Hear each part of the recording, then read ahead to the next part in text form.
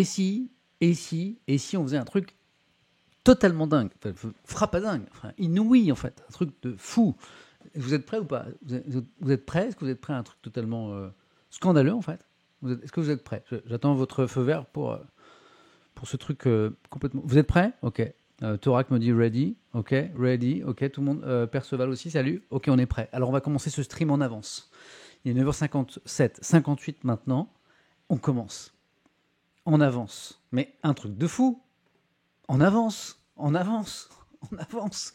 D'habitude, je suis un petit peu en retard. Parfois, je suis à l'heure, pas souvent. Et allez, en général, je lance la musique à pile à 10h et puis on commence. Et 9h58, bim! C'est parti. Voilà, bon, truc totalement inouï. On a vu les journaux demain ne vont parler que de ça. Bonjour, merci à tous pour vos petits coucous. Ok, je suis en retard de 5 mois, ça va. J'étais là hier. Les journaux demain ne parleront que de ça. À la une du Monde, du Figaro, du Parisien, des Échos, de l'UMA, de la Croix, etc. Il y aura... Tiens, a commencé son stream en avance, à 5h58. Truc de fou. Je vois que certains sont là, n'étaient pas là hier, puisque me découvrent ce magnifique nouveau décor. Voilà, 5 mois pour... Voilà, en fait, pendant 5 mois... Certains se demandent ce que j'ai fait. Voilà ce que j'ai fait. J'ai fabriqué ce néon. Non, c'est pas vrai. Ce n'est pas moi qui l'ai fabriqué. Voilà. Mais j'en suis très content. Voilà, nouveau décor. Sinon, rien. On prend les mêmes et on recommence. Rien n'a changé. Je suis toujours là. Pour ceux qui n'étaient pas là hier, je me suis absenté 4-5 mois, effectivement. Je vous avais dit que je reviendrais. Je suis revenu. Le temps de me poser. J'ai peut-être streamé un petit peu, de façon un petit peu trop intensive lors de la première saison. Pour la deuxième saison, je serai là jusqu'en juin. Voilà, sur un rythme un peu plus cool. Minimum 4 streams par semaine. Merci d'être là. L'autre nouveauté, à part ce magnifique néon que j'ai donc fabriqué avec mes petites mains, bien sûr, c'est les subs.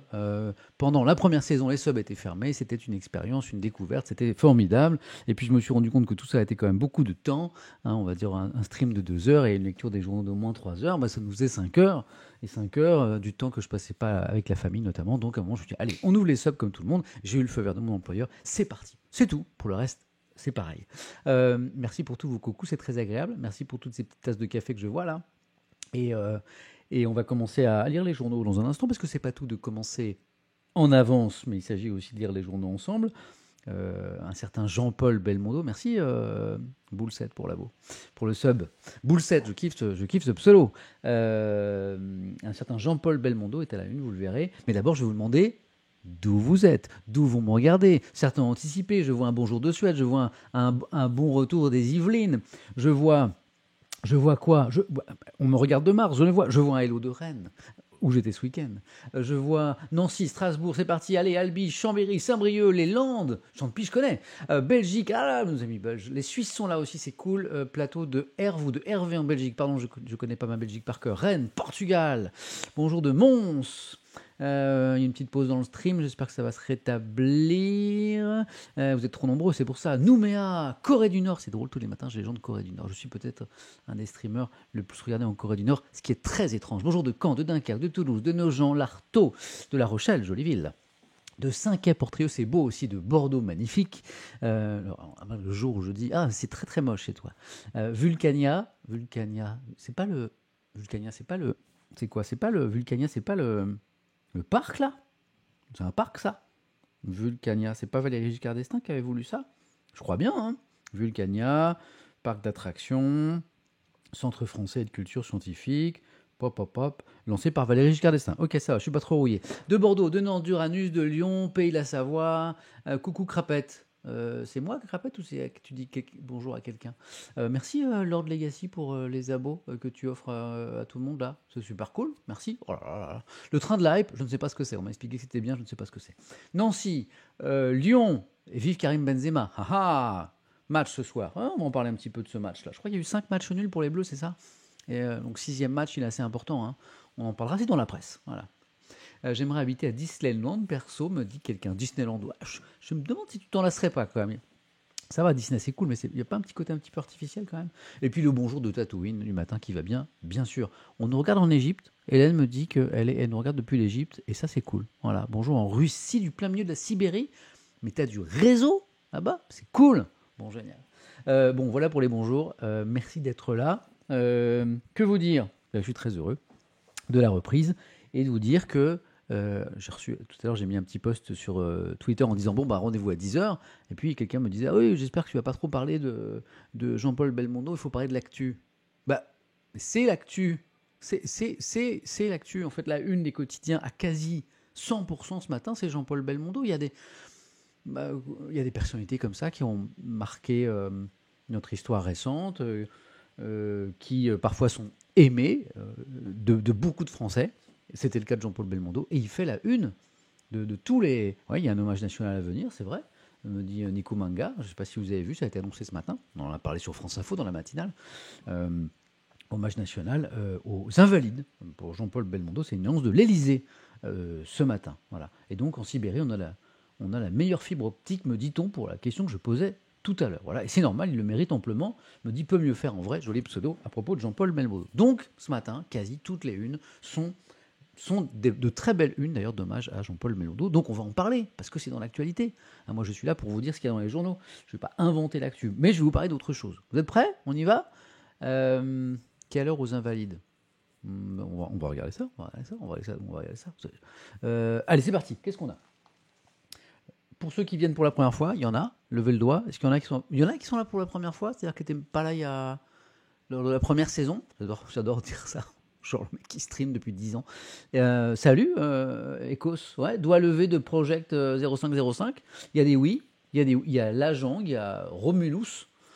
Tu diras bonjour à c'est Romulus et à Rémus, hein, de ma part. Depuis hier c'est super, il y a des gens qui viennent pour la première fois. Dans ce cas, je vais peut-être y aller parce que vous allez me dire, ouais, en fait, il fait que bavasser, un petit peu bavard parfois. Donc, quasiment 100% de une en hommage à Bébel, à Jean-Paul Belmondo ce matin. Ça ne veut pas dire que je ne vais pas vous parler d'autre chose dans l'actualité. Il y a du football, il y a le procès des attentats de 2015 aussi, on va en parler. Il y a un article dans Le Monde qui est très intéressant. Il y a un mot qui revient. Il y a Hugo X11 qui dit apparemment c'est la première fois, c'est la meilleure, et qui me parle bien sûr ici du stream de la matinée Étienne, évidemment. Il y a un mot qui revient beaucoup. Alors, les journaux ne s'appellent pas avant de faire leur une, hein, chacun dans son coin, bien sûr, et ça donne des lignes éditoriales différentes, et c'est tant mieux. Mais il y a un mot qui revient beaucoup, c'est Le Magnifique, qui est un film, bien sûr, avec Jean-Paul Belmondo, mais mes confrères de la presse écrite ont estimé que c'était un titre qui valait, du coup, de figurer en une. Et ce Magnifique-là, on le verra dans beaucoup de unes, notamment en presse en région. Donc, c'est la une de l'UMA, c'est la une de la Croix. J'aime bien celle-ci parce qu'en fait, elle est assez sobre et elle renvoie à la popularité très forte de l'acteur qu'on aimait. J'aime bien cette une de la Croix. Le Magnifique, je vous l'ai dit, elle a une de pas mal de quotidiens. Ici, du Parisien, qui nous parlera essentiellement de Bébel ce matin. 12 pages, par exemple. 12 pages dans le Parisien consacré à Jean-Paul Belmondo. 12 pages, c'est énorme. On verra un dessin assez sympa. Je reviens à l'UMA parce que je vous disais qu'on n'a pas que du Bébel dans l'actualité. L'Humanité qui est très intéressant ce matin. Alors un quotidien, c'est comme vous et moi. Il y a des matins, c'est très intéressant, et d'autres moins. Ça dépend de l'actualité, ça dépend de l'inspiration. L'UMA du jour est vraiment intéressante parce qu'on a ces pages sur Bébel. On a aussi, je ne l'ai vu nulle part ailleurs, un très bon papier sur un procès qui débute aux États-Unis, qui débute ce mardi aux États-Unis. Elizabeth Holmes, la Madoff de la Silicon Valley, en procès.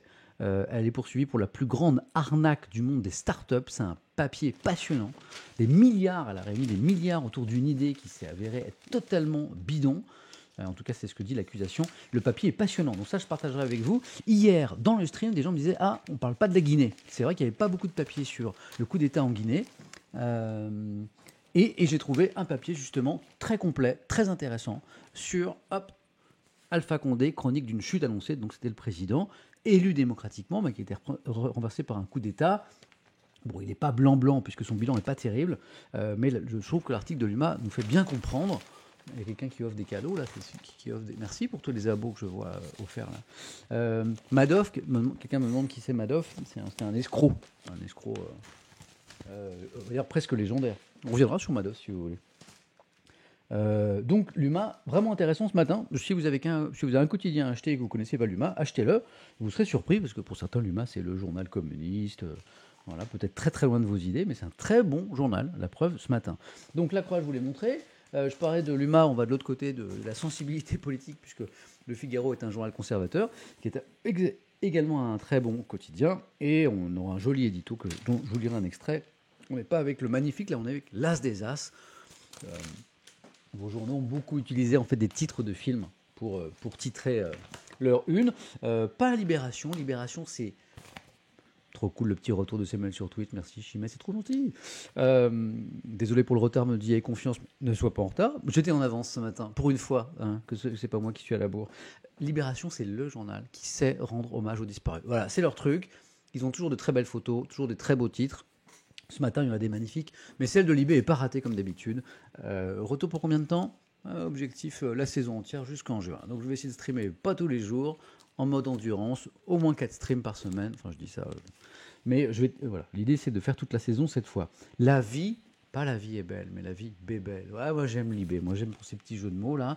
Et puis, on parlera avec Libé aussi du match de foot de ce soir, France-Finlande. C'est un match qui sent et le jeu de mots encore, non pas le soufre, mais le gouffre. On s'inquiète un petit peu pour nos Bleus. Si vous êtes supporter de l'équipe de France, c'est peut-être votre cas. On verra ça dans l'IB.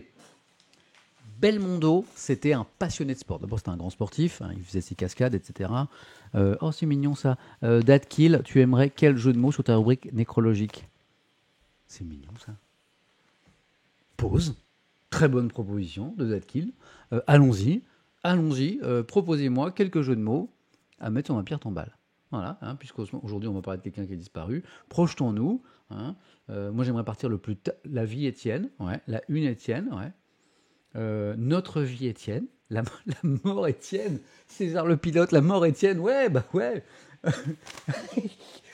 L'éternité Étienne, le champion, c'est trop mignon. Samuel Éteint, Samuel Éteint, ouais. La vie est Étienne, la tienne Étienne, me dit Sam 3301. La tienne Étienne, je vais. La postérité Étienne, vous êtes super inspiré. Vous êtes trop fort en fait. En fait, pour mes prochains titres d'émission, je ne vais pas me creuser, je vais vous demander. Le Saint-Étienne, waouh. Pause café, Big Loulou, joli émote d'ailleurs. Pause café, c'est pas mal aussi. RIP le Chibrax. RIP le Chibrax, c'est pas mal aussi. Bon, écoutez. Je vais dire à ma famille que quand je partirai le plus tard possible, ils déclenchent un stream et ils vous demandent pour l'épitaphe parce que vous allez être super fort. Oh non, le canard masqué, le 4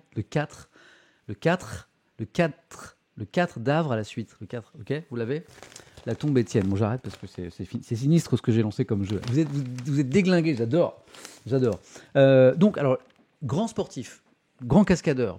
Il a été boxeur. Il a failli passé pro, il a disputé quelques matchs, et donc l'équipe publie un cahier spécial consacré à Belmondo et son rapport au sport. Intéressant, on le lira. L'équipe qui consacre sa une au match des Bleus dont je parlais ce soir, c'est le France-Finlande, donc c'est un match très important, et encore un clin d'œil à Belmondo, puisque Peur sur la ville, film avec Belmondo, Peur sur la ville, c'est le titre de l'équipe pour parler de ce match. On en parlera. Est-ce qu'on est à 100% de une sur Belmondo Suspense ? La réponse est non, avec les Échos qui toutefois rend hommage ici à Belmondo. Retour sur l'itinéraire d'une icône française. Mais on parle aussi de la tentation, c'est comme ça que les Échos en parlent, du président Macron, de lancer la réforme des retraites, celle qui a été stoppée à un moment, avant la prochaine élection présidentielle, en mode c'est pas parce que l'élection arrive que j'arrête de réformer, voilà, pour envoyer des gages à la fois à son camp, au soutien de la République en marche, aux électeurs de droite, puisque certains disent que c'est une réforme plutôt de droite. On lira rapidement ce papier, ainsi qu'un truc sur le Covid, une bonne nouvelle sur la crise sanitaire en France. Puisque j'ai les Échos, qu'est-ce que j'ai là ? Ah oui, c'est un truc intéressant ça. Moi, j'ai pas de voiture, mais je m'intéresse vachement à l'actualité automobile, parce que, je sais pas, ça m'a toujours fait rêver. Et puis, on parle beaucoup demain de la mobilité de demain, électrique, pas électrique, hybride, pas hybride, hydrogène, pas hydrogène. Bref, il y a un moment important là pour Renault qui est le lancement de la Mégane électrique, qui n'a rien à voir avec l'ancien modèle à moteur thermique. Bon, voilà, ils ont beaucoup d'espoir là-dessus. On lira un petit papier là-dessus. Voilà un petit peu pour les unes, vous en pensez quoi? Est-ce que j'ai le permis? Oui, j'ai le permis. Mais je n'ai pas de voiture. J'ai que des motos depuis mes 15 ans. Et Vlatipa, le mec qui raconte sa life encore, que je vais arrêter la moto parce que des petits messages sympas, trop mignons. On m'écrit aussi des SMS pour me souhaiter un bon stream. Donc la moto, je vais arrêter bientôt. Hop, ça coince au niveau des cervicales, un petit peu d'arthrose. Enfin, emménager le corps de cinquantenaire. J'ai passé les 50 ans il y a quelques temps, mais il ne faut pas le dire à personne, parce que c'est dur. Et quelqu'un à l'instant, Péritel, très bonne question. Alors Samuel, les 30 km/h dans Paris, c'est comment? Alors moi, j'aime pas trop donner mon avis, parce qu'après, polémique. Tiens, vous savez quoi? On va faire un sondage. Du coup, je donne pas mon avis. Parce qu'après, on me dit, ah oui, mais t'as donné ton avis avant le sondage. Et ça influe. Ça influe rien du tout, vous pensez. Attends, mais genre, qui dans le chat, ça se laisse influencer par mes idées rabougries, quoi. Donc, je donne pas mon avis, comme ça, on me dira pas, ouais, mais... vous en pensez quoi? Pas qu'à Paris, d'ailleurs. Hein. Je vais lancer un sondage. Gérer les sondages. De la limitation à 30 km/h dans les centres-villes en général, puisque Paris n'est pas la première ville à le faire en France. Vous en pensez quoi? Pour, contre? On va faire simple. Voilà. Après, je vous dirai. La limitation. Ça, je voudrais avoir votre avis parce que je voudrais savoir si ça divise la société ou pas. 30 km. Je tape comme une mule avec mon clavier. En centre-ville. Pour l'autoroute, on verra après. La limitation à 130 km/h en centre-ville. Pour. Contre. Je mets pas, ah mais ça dépend parce que... Non, ça va, je vais pas créer 15 cases, quoi. Et je ne sais pas, puisque parfois on ne sait pas, parfois on n'a pas travaillé, parfois on n'est pas du tout intéressé par la question, parfois on n'a pas encore réfléchi, voilà, on n'a pas lu, on n'a pas échangé suffisamment. Et c'est très respectable de ne pas avoir d'avis, ça veut dire aussi que vous êtes en quête d'un avis sur cette notion très importante de la limitation de vitesse. C'est parti? Allez, on s'échauffe un petit peu là. Tac. Allez, là... C'est parti pour le sondage. Normalement, vous l'avez en haut du chat. Je l'affiche, voir les résultats. Voilà, oui, je commente beaucoup ce que je fais en fait. Ça m'aide à me rester réveillé, sachant que je suis debout depuis 1h45 du matin pour la matinale de France Info. Oh là là, il est énervé là. La limitation à 30 km/h en centre-ville à Paris, ça a été pondu par les écolos, je suppose. Ah oui, les écologistes sont très présents à la mairie de Paris, alliés à la gauche, vu qu'on pollue plus qu'à 30 qu'à 50. Alors là-dessus... pendant que vous êtes en train de voter, c'est compliqué. On s'est intéressé là-dessus à France Info. Voilà, quelqu'un me le dit aussi, 30 km/h, ça pollue plus que 50 km/h, donc bof. Alors attention à cette étude, parce qu'en fait, on lui fait dire un petit peu ce qu'on veut. Il y a une étude qui dit qu'on pollue plus à 30 km/h qu'à 50 km/h. Histoire de régime moteur notamment. Sauf qu'en fait, cette même étude dit, attention, cette étude n'est pas utilisable telle qu'elle dans les conditions de circulation actuelles d'une grande ville. C'est écrit dans l'étude, sauf que c'est utilisé comme ça. Parce que il y a plein de choses qui ne sont pas prises en compte. Voilà, ce truc des 30-50 est totalement faux, il faut le débunker, me dit Thiel Paris. Donc cette étude, en fait, elle est utilisée par les deux camps. Parfois, on lit un petit peu ce qui nous arrange et on ne lit pas toutes les lignes. Et donc, par exemple, notamment, on sait que passer de 30 à 50, ça nécessite une accélération, ça pollue, et ça, c'est pas forcément intégré par cette étude. Donc, attention à cette étude, c'est peut-être un petit peu plus compliqué que ça. Voilà. Là, on est sur plutôt la question de la sécurité aussi. Bon, alors, un point sur ce sondage. Il y a un bon tiers, il y a un 32% de gens qui sont contre, voilà. Et puis... ça vous passionne en tout cas, notamment cette étude 35 ans. Quelqu'un qui travaille chez Nissan et qui me dit on ne pollue pas plus à 30 qu'à 50. Bullshit, voilà, il y a un débat sur cette étude, je vous le disais. Vous êtes pour en fait 49%, vous êtes donc les plus nombreux, c'est pour cette limitation, et je ne sais pas, 19%, voilà, vous êtes 1500 à avoir voté déjà. Ok, bon, je crois que la tendance elle est affichée. Bon, c'est intéressant, ok. Maintenant, je vais vous dire ce que j'en pense. Hop. Répartition des votes, c'est quoi ça? D'accord, ça je connaissais. D'accord, retour. fait longtemps que j'ai pas fait de vote, moi. Ok. Donc je pense que le sondage est arrêté, là. Bon, les résultats. Ok. D'accord. Bon, intéressant. Maintenant, je vais vous dire ce que j'en pense. Euh, Maintenant qu'on a voté. J'essaie de faire le sondage. Donc, moi, mon constat de Parisien, qui roule toujours un petit peu en deux roues, c'est que c'est pas facile. Hein, effectivement, il y a une petite révolution culturelle à faire. On se dit, on voit déjà des gens rouler à 30, notamment les taxis, notamment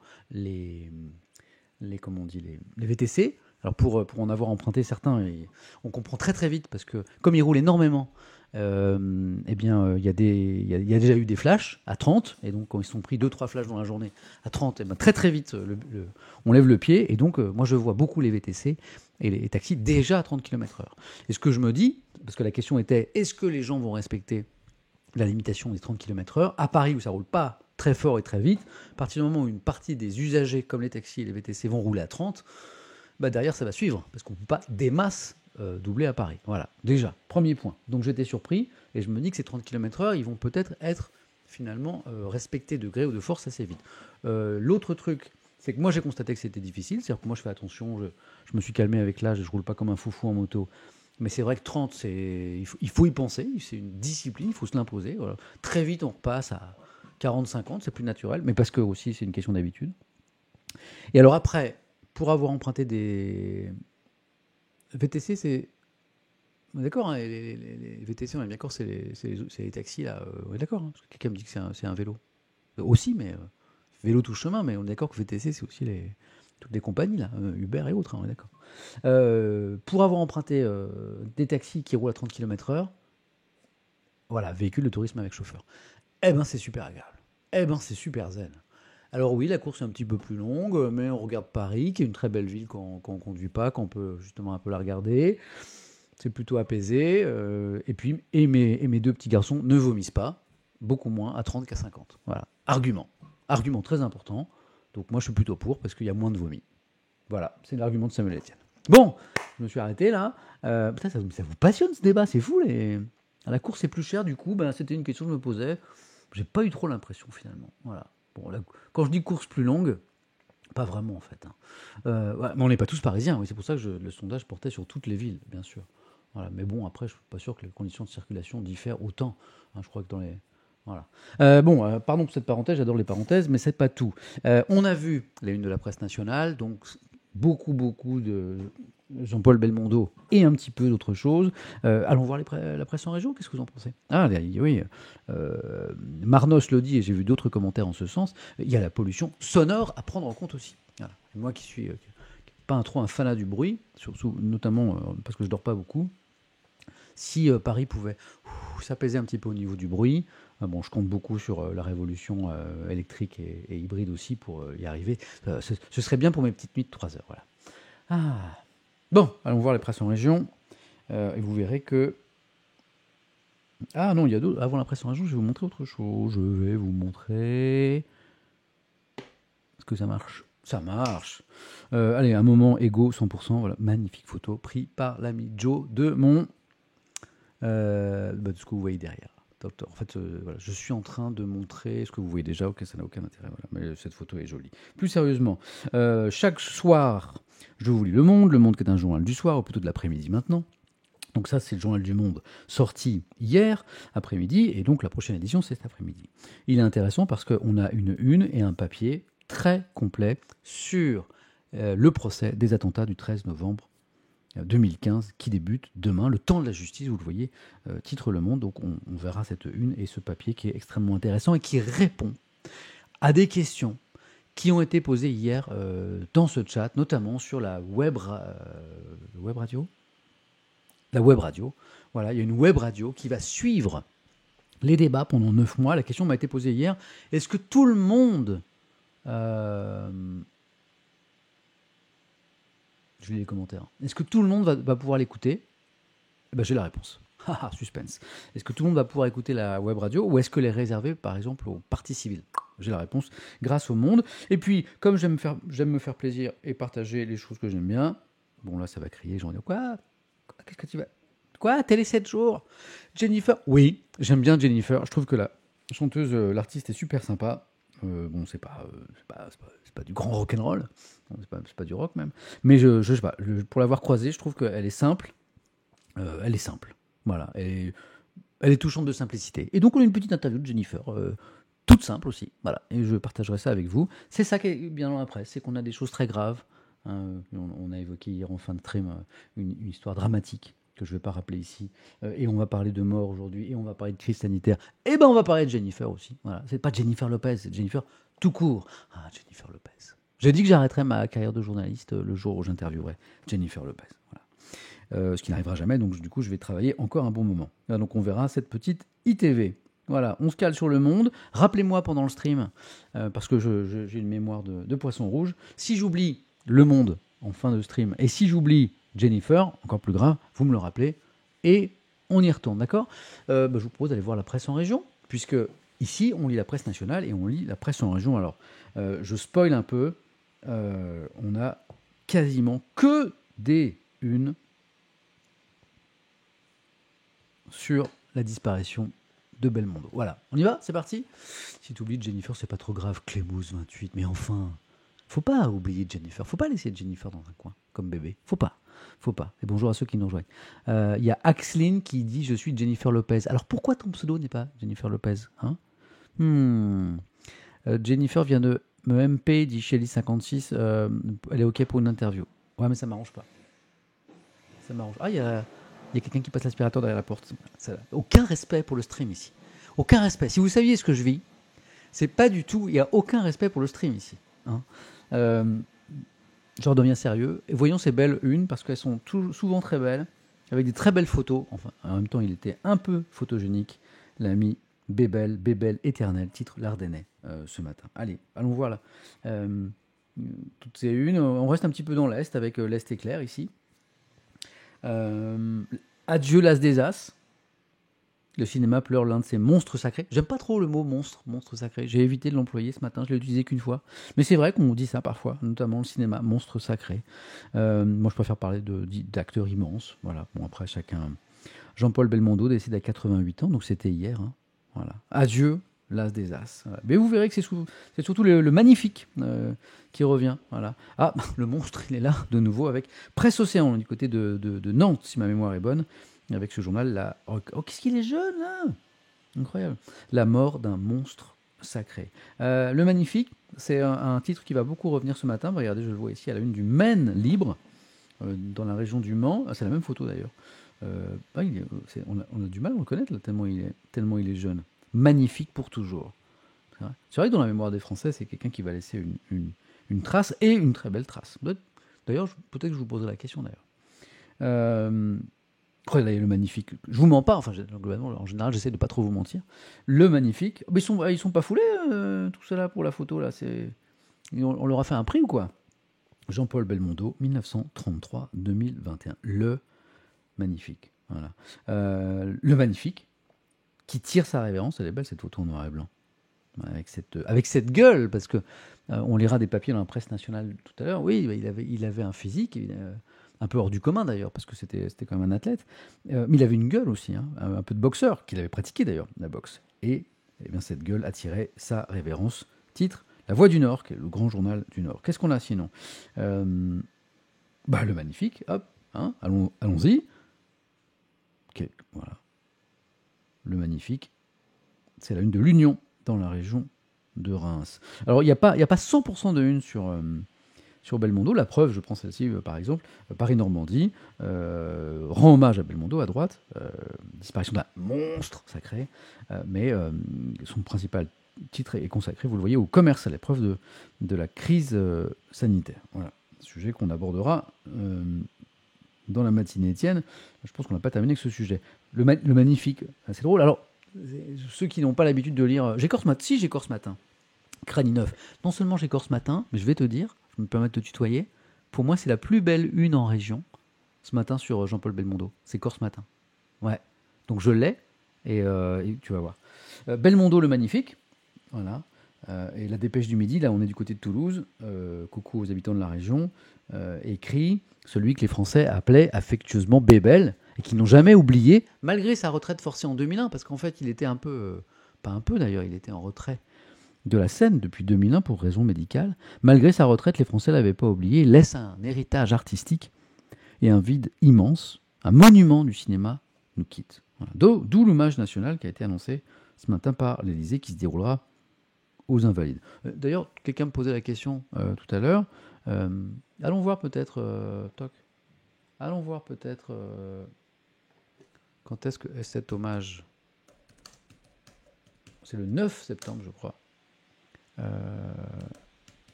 Quelqu'un me demandait des précisions tout à l'heure. Là, je trouve un article de Libération, par exemple. Attention à vos sources, certaines sont meilleures que d'autres. Bon, la Libération, par exemple, moi j'ai plutôt confiance, plus que Popol26 qui me raconte n'importe quoi sur Facebook, par exemple. Là, c'est un exemple de différence de source. Voilà. Que me dit Libération? Voilà. Bon, c'est bien beau, mais j'ai besoin de... J'ai loupé l'info principale ou pas, la date? Le 9 septembre, oui, ça, mais ça, Samuel le savait déjà. Jeudi, oui, d'accord, c'est le 9. Aux Invalides. Bon, quelqu'un me demandait l'horaire. À mon avis, le communiqué de l'Élysée de ce matin n'en dit pas plus. Donc, hommage national. C'était une question en suspens, hein, et le président a tranché. La ministre de la Culture, notamment Roselyne Bachelot, avait, dans une interview dès hier soir, émis le souhait, enfin elle y allait prudemment parce que c'est pas elle qui décide, mais elle avait semblé dire qu'elle souhaitait cet hommage national, tout en précisant que c'était au président Macron de trancher. Voilà, je clique sur la dépêche, le site de la dépêche du midi, hommage national le 9. Je pense qu'on n'a pas plus d'infos. Voilà ce qu'on sait ce matin. Plus d'infos à suivre. Voilà, c'est écrit noir sur blanc. Ici. Ok. Bon, bah voilà pour la réponse tout à l'heure. Attention au micro, ça sature. Attendez, hop, je vous regarde, je vous lis. Accompagnez-moi sur la technique. Comment c'est le son là? King Julian me dit que ça sature un petit peu. Dites-moi si c'est bon le niveau pour vous, si vous voulez que je baisse un petit peu. Attention, ton micro clip quand tu parles trop fort. Ok. Donc il y a un petit problème de saturation. Je vais baisser un petit peu le niveau, d'accord? Ok. Pardon, ah ouais, d'ailleurs, il y a Elia qui confirme. Fais gaffe, ton micro sature quand tu es trop près. J'ai baissé un tout petit peu le niveau. Voilà, bah, moi je tiens à votre confort. Faut baisser le gain, ouais. Il est parfait, ça sature quand tu te rapproches trop, sinon c'est bien. D'accord. Ça sature quand tu parles trop fort et que tu te rapproches. J'ai baissé un petit peu le niveau, ok, d'accord? Mets un coup de filtre compresseur. Ouais, faut baisser le gain, ouais. Non, là, je pense que j'ai un peu baissé. C'est ok selon Popol26, qui est donc là. Il y a un souffle. Alors le souffle, c'est... J'ai un petit PC portable qui chauffe très fort, et le souffle que vous entendez, c'est lui. Ce n'est pas mon souffle au cœur. Donc là, j'ai baissé un petit peu. N'hésitez pas à m'accompagner sur la technique quand vous voyez qu'on peut améliorer un petit peu ça. Sinon, on en était où? Avec les unes. Oh, ne vous la dis pas que je suis perdu. Ah oui, parce que d'autres unes sont tombées ce matin. On était où? Ouais.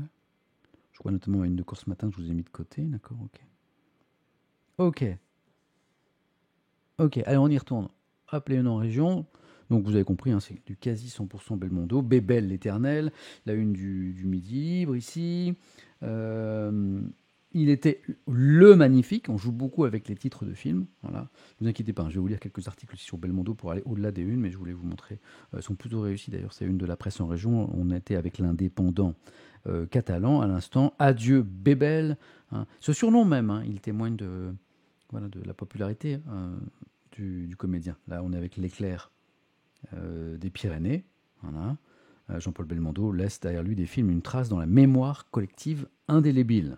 La République des Pyrénées, Belmondo, l'adieu au magnifique, décidément, hein, le magnifique qu'on va beaucoup voir ce matin, magnifique à jamais, nous dit même Sud-Ouest. C'est vrai que ces films vont rester dans l'histoire du cinéma pour un bon moment. Hein. Voilà. Itinéraire d'un enfant adulé, clin d'œil à Itinéraire d'un enfant gâté, bien sûr, son magnifique film avec Claude Lelouch. Je pense que je ne vous apprends rien. Voilà. C'est le même titre, mais elle est très belle cette une, voilà, avec ce visage, cette gueule qu'on évoquait tout à l'heure à la une de la Provence. Du côté d'Aix, la mort d'un géant. Petite variation, on n'est pas avec le magnifique, on est avec Ouest France, l'un des plus gros tirages de la presse française, ici. Hop, la mort d'un géant.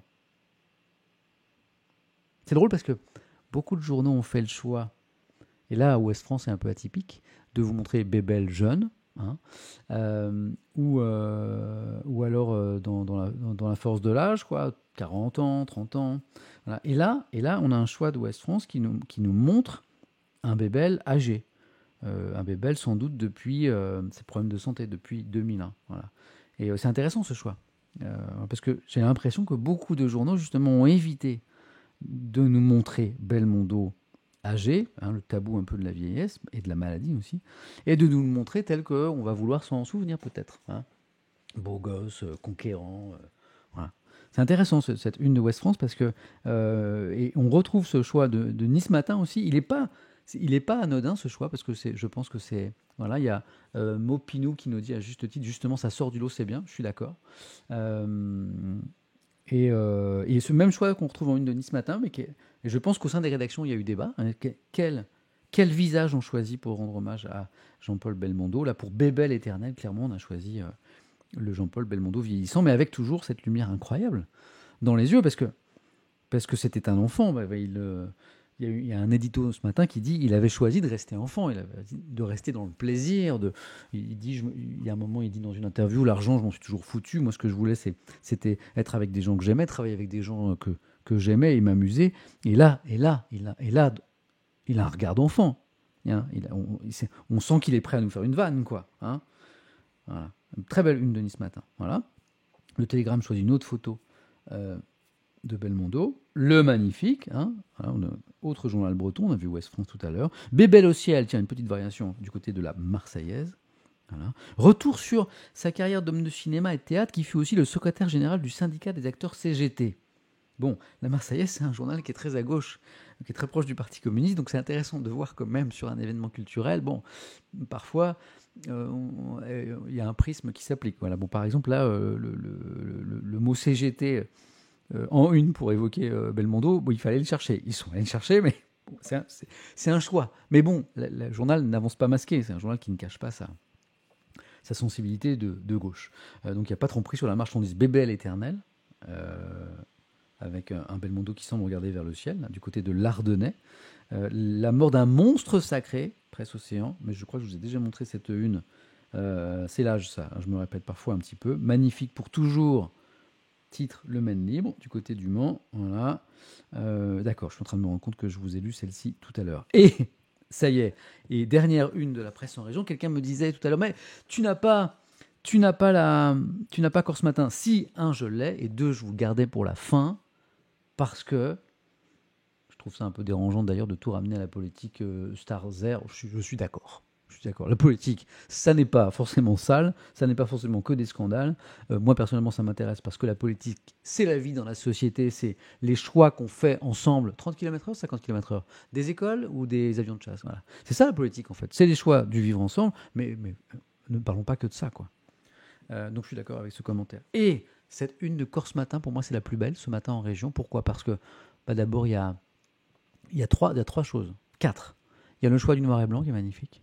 Il y a ces deux visages. Hein, je vous le disais, les quotidiens ont sans doute hésité entre le Belmondo séducteur, jeune, avec ce visage incroyable, et le Belmondo plus âgé. Et Corse Matin n'a pas choisi, et cette une est magnifique. Deuxième raison. Troisième raison, c'est le titre, Immortel. Voilà. Ça me rappelle une chanson de Bachung magnifique. Ah, ça me donne envie de chanter, c'est une catastrophe. De chanter faux, hein, comme toujours, bien sûr. Immortel. Ah, on va se l'écouter d'ailleurs.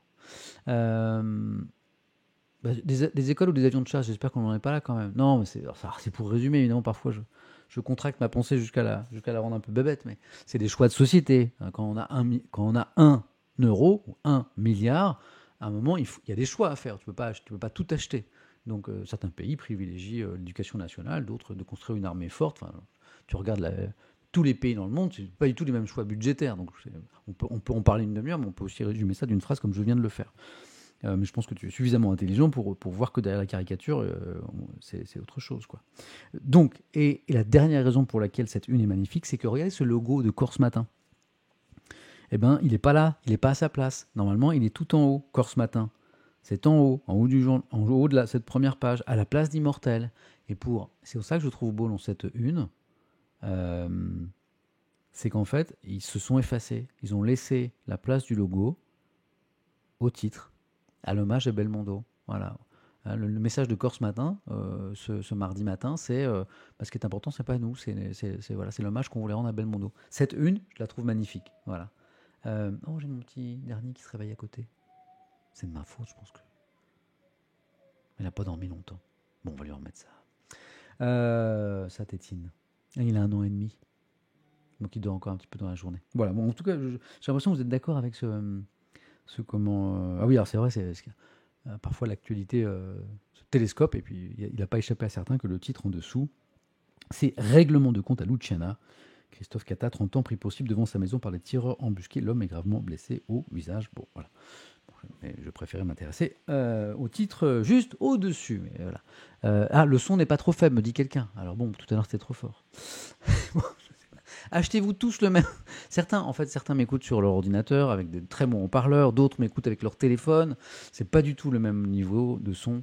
Et donc en fait, je crois que je vais abandonner l'idée de satisfaire tout le monde, parce qu'en fait, c'est pas du tout les mêmes attentes. Voilà, en fonction de.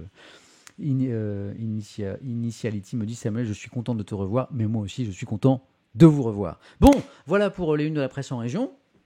C'est quoi cette chanson de Bachung, Immortel? Alors, tout à l'heure, quelqu'un me disait, il y a des gens qui me disaient: oui, moi je suis là pour la première fois, je t'ai jamais écouté, tout ça, je dis bienvenue. Alors ici, on a plusieurs marottes, on a le café, je bois des litres de café, on a les journaux, bien sûr, et puis j'adore chanter, j'adore la musique.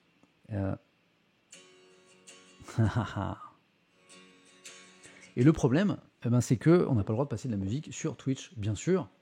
Pourquoi ? Parce que pour des raisons de droit.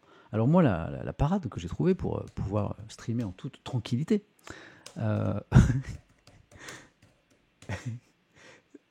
et de pas me faire ban, c'est d'aller chercher la musique, de me la mettre dans les écouteurs. Et voilà, quelqu'un sait, Snipe Blades a compris où je voulais en venir et me dit: oh non, ça recommence, tout à fait. Et en fait, moi, je me mets la musique dans les oreilles, je me mets les paroles et je chante. Alors, à la base, je chante super mal, mais alors à un point que vous ne pouvez pas imaginer pour ceux qui ne savent pas. Voilà. Et en plus, comme j'ai les écouteurs, je ne m'entends pas chanter. Donc, c'est encore pire. Voilà. Donc, je perds des centaines de viewers à chaque fois. Mais c'est mon petit plaisir. Allez, on va essayer de ne pas faire ça trop longtemps. Je me mets ça. Immortel, Bachung, blague à part, c'est une des plus belles chansons de l'histoire de la musique.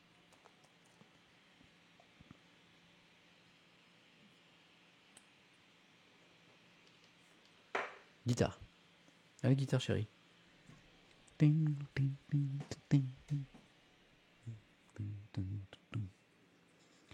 Je ne t'ai jamais dit. Si c'est faux, c'est normal. Mais nous sommes immortels. Pourquoi es-tu parti? Et en plus, je me la donne pas mal. Avant que je te l'apprenne. Le savais-tu déjà? Avais-tu deviné? Encore une phrase et puis j'arrête le massacre. Que des dieux se cachaient sous les faces avinées. Il n'y a pas de batterie, mais dans ma tête, il y en a. Mortel, mortel. Bon, comme moi, ma façon de chanter n'est pas mortelle, ni même immortelle, j'arrête là. Mais ça faisait longtemps, ça faisait 5 mois que je ne l'avais pas fait. Et j'en rêvais.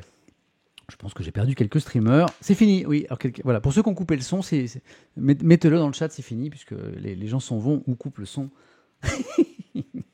C'est fini. Normalement, je ne rechante pas aujourd'hui. Merci Fluxiu pour le sub. Donc, après cette petite pause musicale, c'était pas si mauvais. On a perdu que 150 viewers. Je préfère ta version. Ça, c'est les gens très, très, très, très gentils. Revenez, c'est OK, ils chantent plus. Moins de 150 viewers. Moins de 100 viewers, ça va. 150, certains me disent 150, ça va. On est à 6000. J'ai 6005 sur mon compteur, là. Ça va, on peut. Hein? Oh là là, tais-toi. Je vais me faire ban. C'est mon ordinateur qui est fou.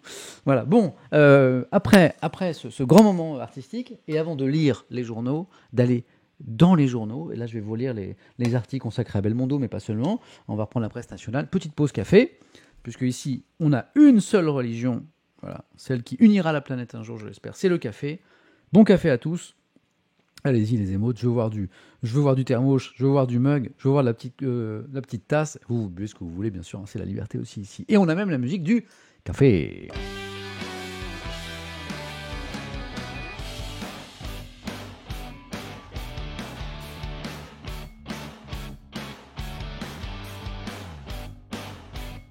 Les émotes, je kiffe.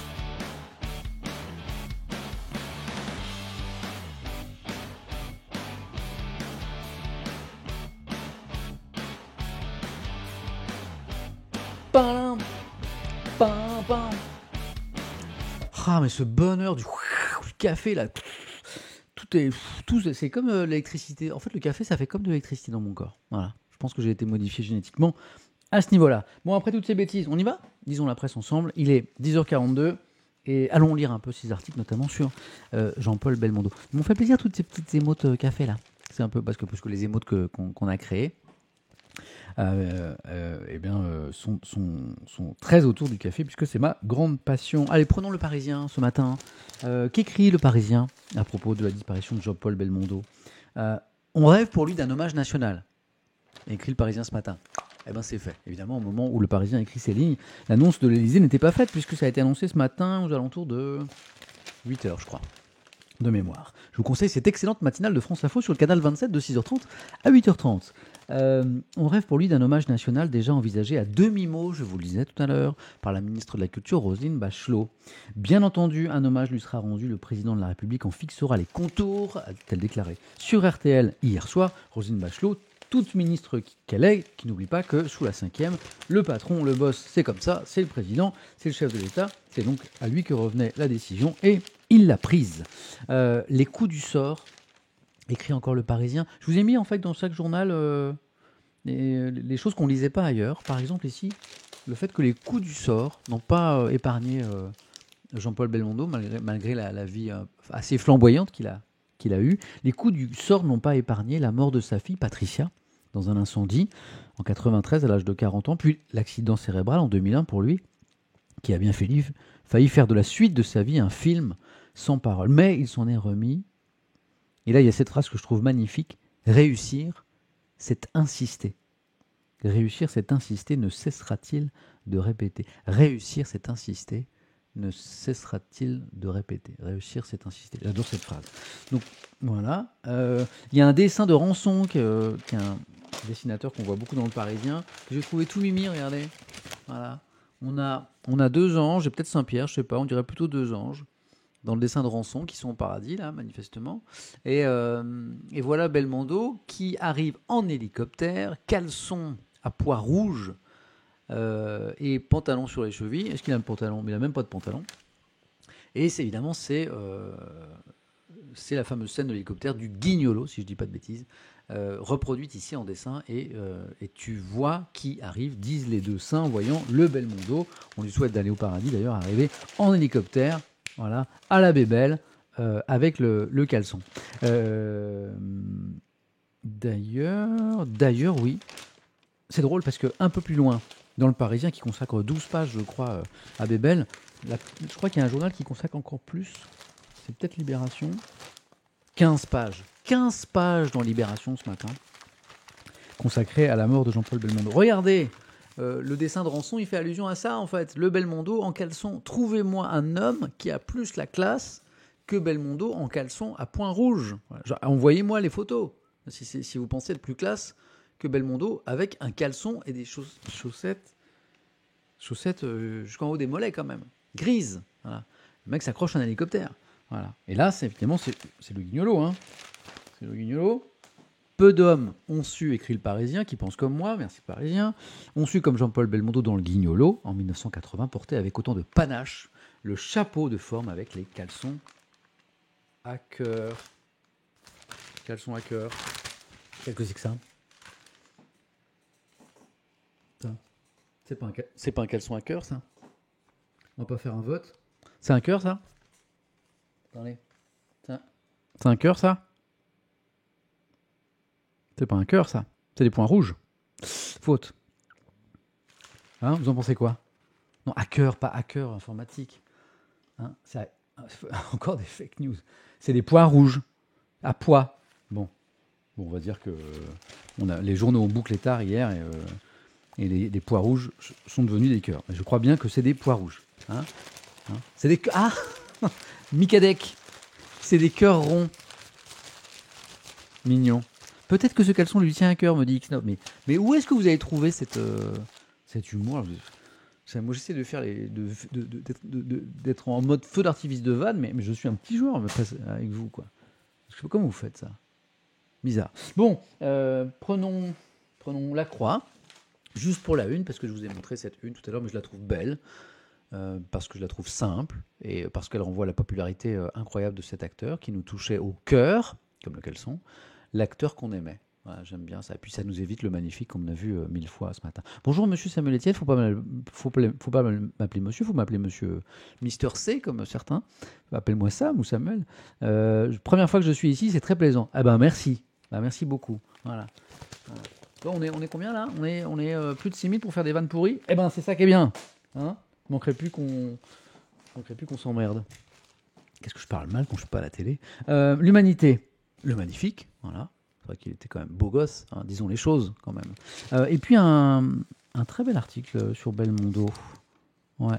Et puis plein d'autres choses aussi, qui nous permettra de parler d'autres choses avant de revenir à Belmondo. Je prends un article sur Belmondo. Que dit l'UMA sur Belmondo ce matin? Voilà, là encore, je vous ai choisi quelques mots que je n'ai pas lus ailleurs. Voilà. Et je pense que ce petit patchwork d'extraits va nous donner un peu un portrait assez fidèle du comédien. Peu nombreux, c'est vrai ça, peu nombreux sont les acteurs qui ont réussi à investir à ce point tout le spectre du cinéma français, à incarner les héros de la nouvelle vague, hein, Pierrot le Fou, Godard, tout ça, des comédies populaires, des films noirs, à être à la fois Pierrot le Fou, j'en parlais, Léo Morin prêtre, L'Enfant gâté de Lelouch, film magnifique si vous ne l'avez pas vu, Itinéraire d'un enfant gâté, c'est tellement beau avec Richard Anconina, L'Homme de Rio, le magnifique, sans que les uns ne fassent de l'ombre aux autres, il a réussi à incarner des personnages très différents sans que ça gêne par rapport à l'adhésion du public. Faisons une petite pause avec l'UMA parce que je lis vos commentaires de temps en temps aussi parce que je sais que je rate plein de choses. Alors de temps en temps je me dis hey, arrête-toi aussi.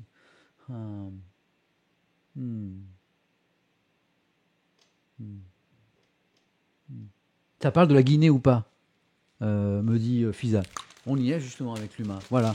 Parce qu'on va faire une petite pause sur Belmondo avec l'UMA. Parce que l'Humanité a une série d'articles hyper intéressants ce matin. Voilà. Si vous n'avez jamais acheté l'UMA, achetez-le aujourd'hui parce que c'est un bon numéro, une bonne édition aujourd'hui. Avant la Guinée, je vais vous montrer deux choses. Un petit dessin qui m'a fait rire sur Macron à Marseille. Donc la visite est passée, mais le dessin vaut son pesant de cacahuètes. Donc c'est Macron qui parle à un Marseillais. Bon, il est vraiment dans un logement extrêmement délabré. À Marseille, c'est assez courant. Et on a donc Macron dans les quartiers à Marseille. Et le dessinateur qui est Babouze lui fait dire eh ben, c'est vrai que c'est très mal desservi hein, par ici. Hein. Oula, j'ai mis 4 ans à venir.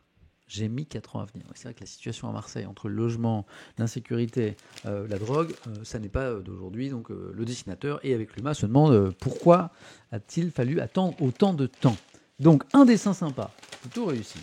Et puis un article que je n'ai lu nulle part ailleurs. Il y a Richus 18 qui dit « Personne travaille ici ». Si, il y en a qui travaillent, mais qui ont mis le stream en arrière-plan, juste avec le son, en mode discret, quoi, voilà. Ou alors qu'ils sont en télétravail, hein, voilà. Eh oh, ça fait pas mal de se détendre un petit peu. Alors là, c'est un article que j'ai vu nulle part ailleurs qui est passionnant sur la Madoff de la Silicon Valley en procès. Madoff, c'est un escroc célèbre. Là, c'est sur une femme, son procès arrive. Il débute aujourd'hui à San José, hein, dans la Silicon Valley. Charismatique entrepreneuse. Elizabeth Holmes, c'est cette jeune femme à qui on donnerait le bon Dieu sans confession, ici. Est poursuivi pour la plus grande arnaque du monde des startups. je me suis dit, tiens, c'est intéressant ça, les startups, vous savez, les licornes, voilà. Ces entreprises qui, souvent, avec une idée, une bonne idée, voire une idée de génie, lèvent des millions, sinon des milliards parfois, pour mener à bien leur projet.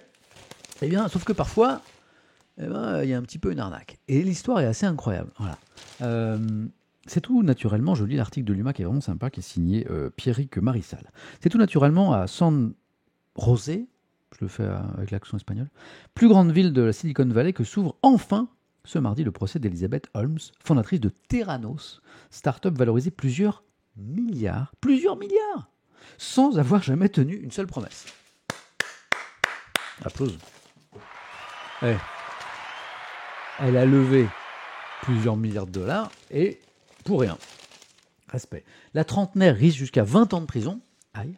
Theranos promettait un outil révolutionnaire permettant pas moins de 200 analyses sanguines à partir de quelques gouttes d'hémoglobine en un temps record et à un prix imbattable. Flouant médecins, patients et investisseurs. En fait, elle disait qu'elle avait la phobie des aiguilles, et donc elle disait, voilà, avec une toute petite goutte de sang, je vais inventer, grâce à votre argent, j'espère que vous n'avez pas investi dans Theranos. Vérifiez dans vos papiers si vous avez investi dans Theranos, parce que si c'est le cas, eh ben, c'est foutu.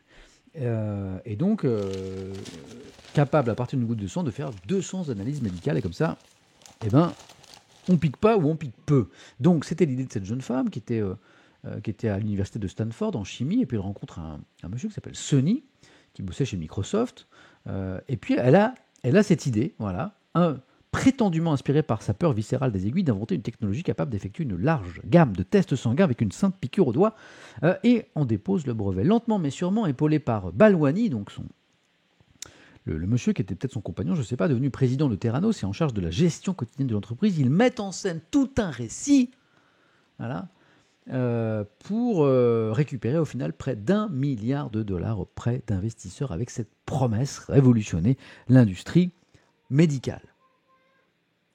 Oh, il y a mon petit Solal qui m'appelle parce qu'il m'entend parler. Trop chou. Je suis là, je suis à côté. Voilà.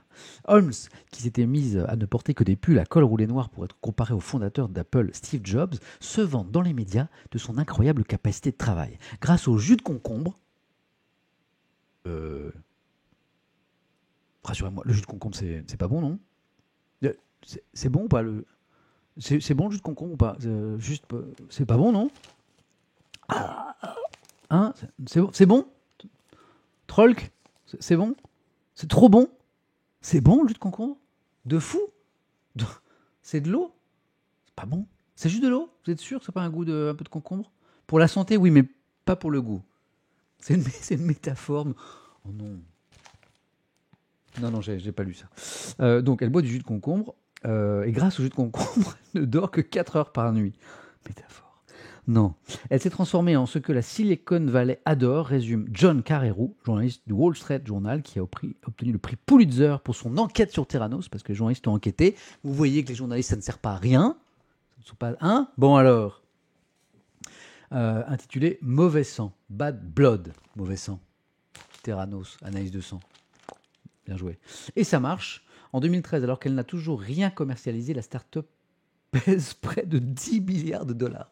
La meuf, elle n'a pas commercialisé sa machine, l'entreprise pèse 10 milliards de dollars. Ouais, ça montre que parfois, dans le business, les mecs se montent un peu la tête, quoi. Voilà. Et Elizabeth Holmes, qui détient la majorité des parts, la meuf, elle a des milliards, qui fait la couverture de Forbes comme étant la plus jeune milliardaire du monde à ne pas avoir hérité de sa fortune.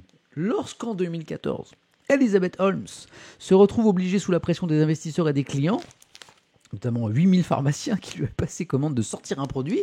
Le mec, bon, on a mis des sous là, et la machine révolutionnaire, où elle est? Eh bien, Theranos achète des centaines de machines à Siemens qu'elle ordonne à ses ingénieurs de modifier pour faire illusion. Une douzaine de tests étaient réalisables sur les plus de 200 promis, 200, donc on n'y est pas. Et en 2015, le scandale éclate. Bien qu'ils aient déclaré aux médecins et aux patients que Theranos pouvait fournir des tests sanguins, des résultats précis, rapides, fiables et bon marché, Holmes et Balwani savaient que la technologie de Theranos n'était pas capable de le faire. C'est ce qu'affirme l'acte d'accusation, autant pour moi. Alors, comme on est aux États-Unis, tout finit par un film, en tout cas les scandales souvent, et l'article de Pierrick Marissal se termine ainsi. Un film sur l'affaire Bad Blood, est prévue pour 2022, tandis qu'une série biographique, qui sont pas fous les requins, est en cours de tournage. C'est pas incroyable ça? Voilà, hein? Voilà. Qu'est-ce qu'elle risque concrètement cette dame en termes de sentence? Bon, Yann 1987, qui n'était pas là quand j'ai évoqué le début de lancement, qui n'a pas écouté, ça n'est pas très bien Yann, elle risque jusqu'à 20 ans de prison. Je vous tiendrai au courant. En général, les Américains, avec les scandales financiers, ils n'ont pas la main, ils ont pas la main légère. Ils aiment pas trop. Ils aiment pas trop les Américains, les arnaques financières. C'est comme le pays du dollar. Hein, la réussite individuelle, ok, le business, tout ça, mais faut pas tricher trop. En général, les mecs ou les meufs, ils prennent cher derrière. Donc oui, elles risquent. Hein, elles risquent. Je crois que la criminalité en col blanc là-bas, tu peux prendre cher quand même. Hier, on me demandait, pas d'article sur la Guinée. Eh bien, effectivement, hier, pas grand-chose, mais aujourd'hui, dans l'UMA, un article sur la Guinée, sur le coup d'État qui vient d'avoir lieu, qui est très bien fait. Je ne suis pas un spécialiste de la région, mais il m'a semblé fort honnête ce papier. Je vous le lis, je vous le partage avec vous, parce que du coup, je pense qu'on est assez nombreux à pas bien comprendre ce qui s'est passé. Il y a Lucas qui me dit « Je te regarde en cours, bise à tous les élèves et aux professeurs. » Lucas. Alpha Condé, c'était le président, je dis c'était parce qu'il a été déposé.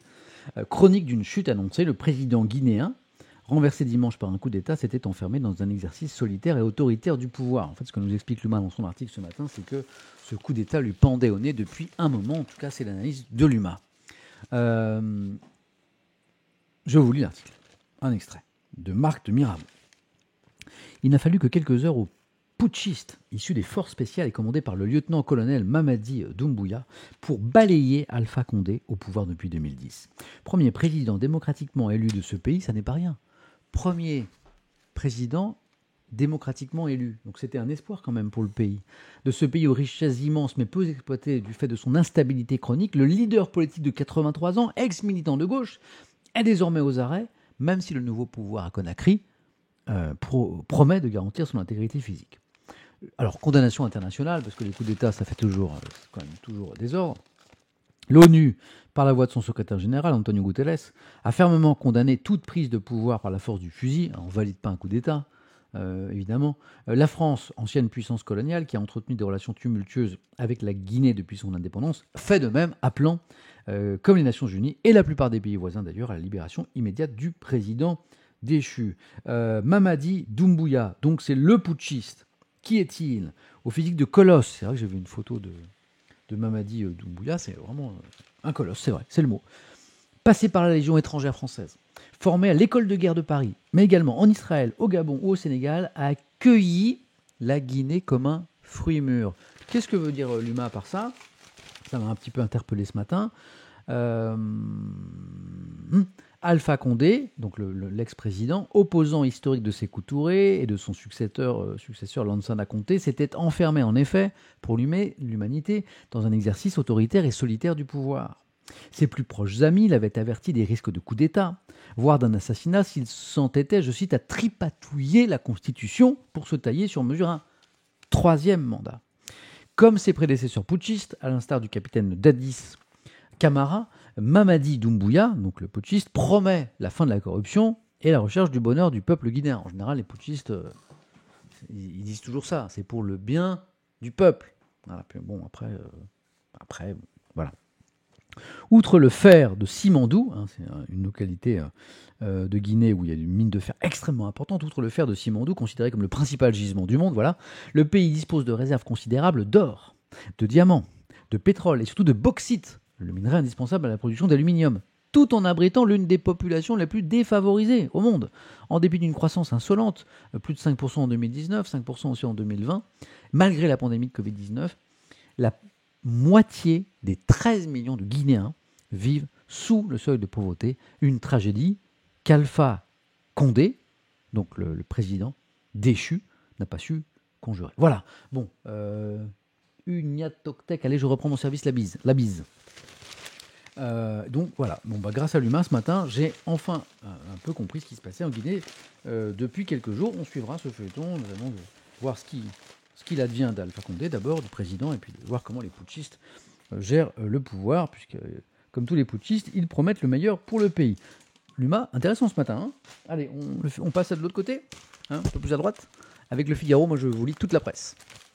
Hommage à Bébel, avec l'As des As. Ouais, la gueule quand même. Bon, c'était une époque où... c'était le... Bébel, il a notamment glorifié un petit peu la figure du grand flic, quoi, qui s'embarrasse pas trop des règles, de la discipline, tout ça, quoi. Bon, là, voilà, l'As des As.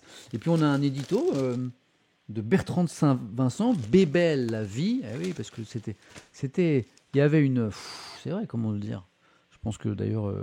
Bertrand de Saint-Vincent il va le dire mieux que moi dans un instant, mais c'est vrai qu'il y avait, comment dire, il y avait ce foisonnement, cette énergie, cette vie incroyable de Bébel. Bon, je le dis très mal, lisons plutôt Figaro. C'était l'acteur le plus fantaisiste, le plus attachant, le plus populaire du cinéma français. L'inaction n'était pas son genre. Il fallait que ça bouge, que ça remue, que ça s'emballe.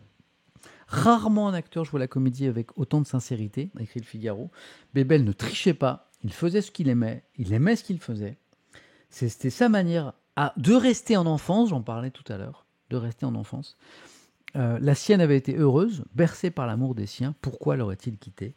Voilà, l'un des derniers gentlemen du cinéma français, Le Figaro, qui consacre 10 pages ce matin. C'est incroyable, 15 pages dans Libération, 10 pages dans Le Figaro pour rendre hommage à Belmondo. On sent que, une personnalité un petit peu à part quand même dans l'histoire de notre pays. La belle histoire d'un enfant gâté. C'est le titre, page 2 du Figaro, voilà, avec une autre photo de Belmondo, on en a vu plein ce matin. Et le Figaro qui s'interroge, comment devient-on en fait le champion du box-office français pendant des années, attirant dans les salles quelques 130 millions de spectateurs. Il y a 130 millions de personnes, de spectateurs qui ont vu ces films. 130 millions. En restant soi-même, en faisant de quelques films des classiques à bout de souffle, le magnifique L'As des As, le cerveau, pour ceux qui, je sais pas. Alors ça c'est vraiment une rêve de vieux, hein. Le cerveau, faut l'avoir vu, c'est un vieux film. Le cerveau, Peur sur la ville, et en tournant avec les plus grands réalisateurs. Je regarde si certains avaient la ref sur le cerveau, The Brain. Vous avez la ref sur le cerveau, comme ça, avec la tête qui fait ça ou pas? Ah, pas la ref, c'est tout de vieux ça. Vous êtes trop jeune, Je n'ai vu aucun de ces films. Ah, tu dois regarder. Ouais, le cerveau. Au Havre, ma ville, je crois bien que ça s'est tourné. Ouais, au Havre. J'ai la ref, mais c'est vieux. The Brain. Le mec qui a un cerveau trop lourd.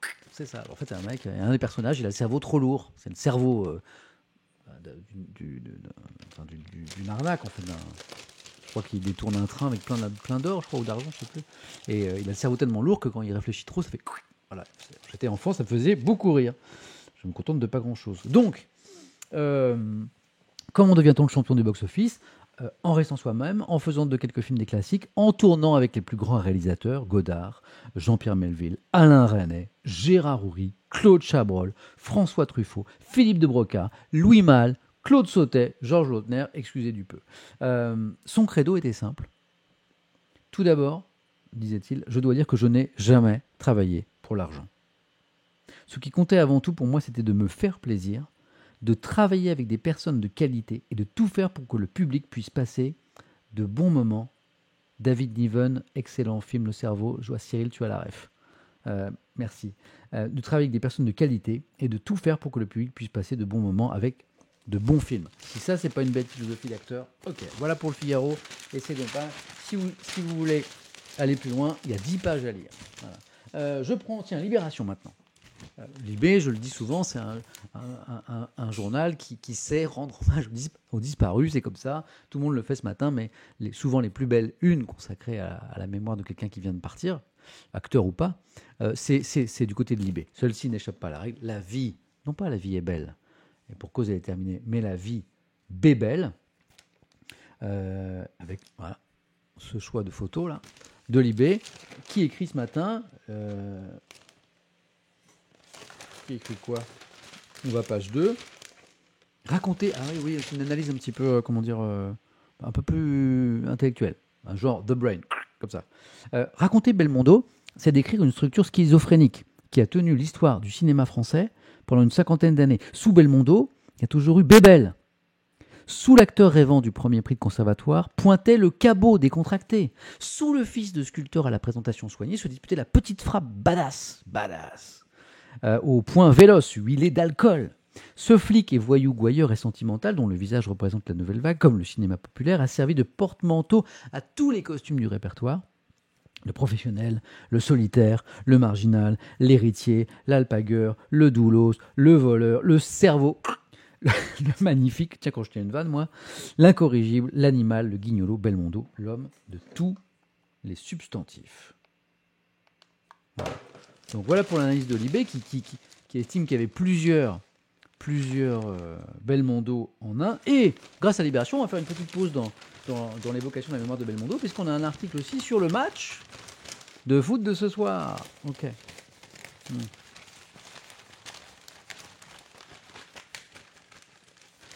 Ah, c'est mon micro. Hein, quand je me rapproche trop du micro, ça ne va pas. Ok. Petite saturation. Ok. Faut pas que je me rapproche trop du micro. Ok. Je vais vous régler ça. Moi. Je vais. Ouais. Peut-être que. Si je... Voilà. Là, je vais mieux entendre. Voilà. Donc, petite pause avec Libération sur le match France-Finlande de ce soir, ce qui nous amènera aussi à la une de l'équipe. Alors, je ne sais pas si vous suivez un petit peu les aventures de l'équipe de France, mais oui, il y a un petit côté ASMR aussi avec le bruit. J'adore ça. Qu'est-ce qui est plus beau que ça? Hein? Ça. Là, de temps en temps, je vous lis les journaux sur les tablettes, mais ça. Hein, donc, je crois qu'on est au 5e match nul des Bleus d'affilée. Hein, voilà, c'est pas, donc du coup, ça nous met pas super à l'aise pour la qualification pour le Mondial de 2022. D'où ce match qui sent le jeu de mots, pas le soufre, mais le gouffre. Et joli, plombé par 5 nuls consécutifs et l'entêtement d'un sélectionneur semble-t-il dépassé par la mue de ses joueurs. Les Bleus jouent ce mardi une rencontre décisive pour le Mondial Qatari. Grégory Schneider écrit « On confesse qu'on ne l'avait pas vu venir, hein, ou pas avant un championnat d'Europe soldé par une spectaculaire sortie de route dès les 8e. » Bon là, on avait commencé à se poser des questions, c'est vrai. Les Bleus fonctionnent désormais sur un mode inversé. Pas bon ça. Le sélectionneur Didier Deschamps s'agace désormais de tout et de rien dès qu'un micro passe. Alors, avant, c'était plutôt quelqu'un de super calme. Paul Pogba quitte le terrain en rogne contre les copains. Le même se fait engueuler en plein match par un coéquipier, c'était Léo Dubois. Hugo Lloris tient désormais le discours apocalyptique, je ne sais pas si vous avez entendu le gardien des Bleus, et effrayé de celui qui a vu l'enfer le premier. Il y a un manque d'engagement. Un manque d'engagement et d'agressivité dans l'équipe, dit Hugo Lloris. Griezmann, toujours capable, notamment d'être décisif, de faire tourner le score sur un geste ou deux, eh bien, même Griezmann ne fait plus jouer personne, s'effaçant du terrain à mesure que Deschamps l'y maintient, ou c'est sévère, c'est écrit par Libé ce matin. Résultat, conclusion de l'article, 5 matchs nuls de rang, voilà. Il y a Cyril qui écrit 5 matchs nuls consécutifs, ça va. Au FC Nantes, ça fait des années que tous leurs matchs sont nuls. J'espère qu'il n'y a pas trop de supporters des Canaries. 5 matchs nuls de rang, investissement collectif défaillant, faillite individuelle, Kimpembe, Zouma, Martial, Lemar, incompréhension entre certains joueurs émargeants parmi les superstars du groupe, manque de poids du sélectionneur sur le vestiaire, les Bleus sont au bord du ravin. Voilà. S'en éloigner par la grâce d'une victoire contre la modeste Finlande, voici une opportunité en or. Bon, croyez bien que si demain on se réveille avec un 3-0 pour la France, on aura de très beaux articles en disant mais non, on s'inquiétait pour rien, vous voyez qu'ils sont là. Si c'est un nouveau match nul ou une défaite, je crois que cet article de Libé, on y repensera. Article de Libé que je range. Ce qui nous amène à l'équipe. Voilà, puis après on viendra un petit peu à Belmondo parce qu'il me reste encore un ou deux articles sur Belmondo. Et n'oubliez pas, je dois vous lire un article du Monde aussi sur le procès des attentats de 2015. C'est très important. Voilà. J'ai oublié de mettre la musique du café. On se fait un petit café ou pas? 11h10. Bon café ou thé ou enfin ce que vous voulez.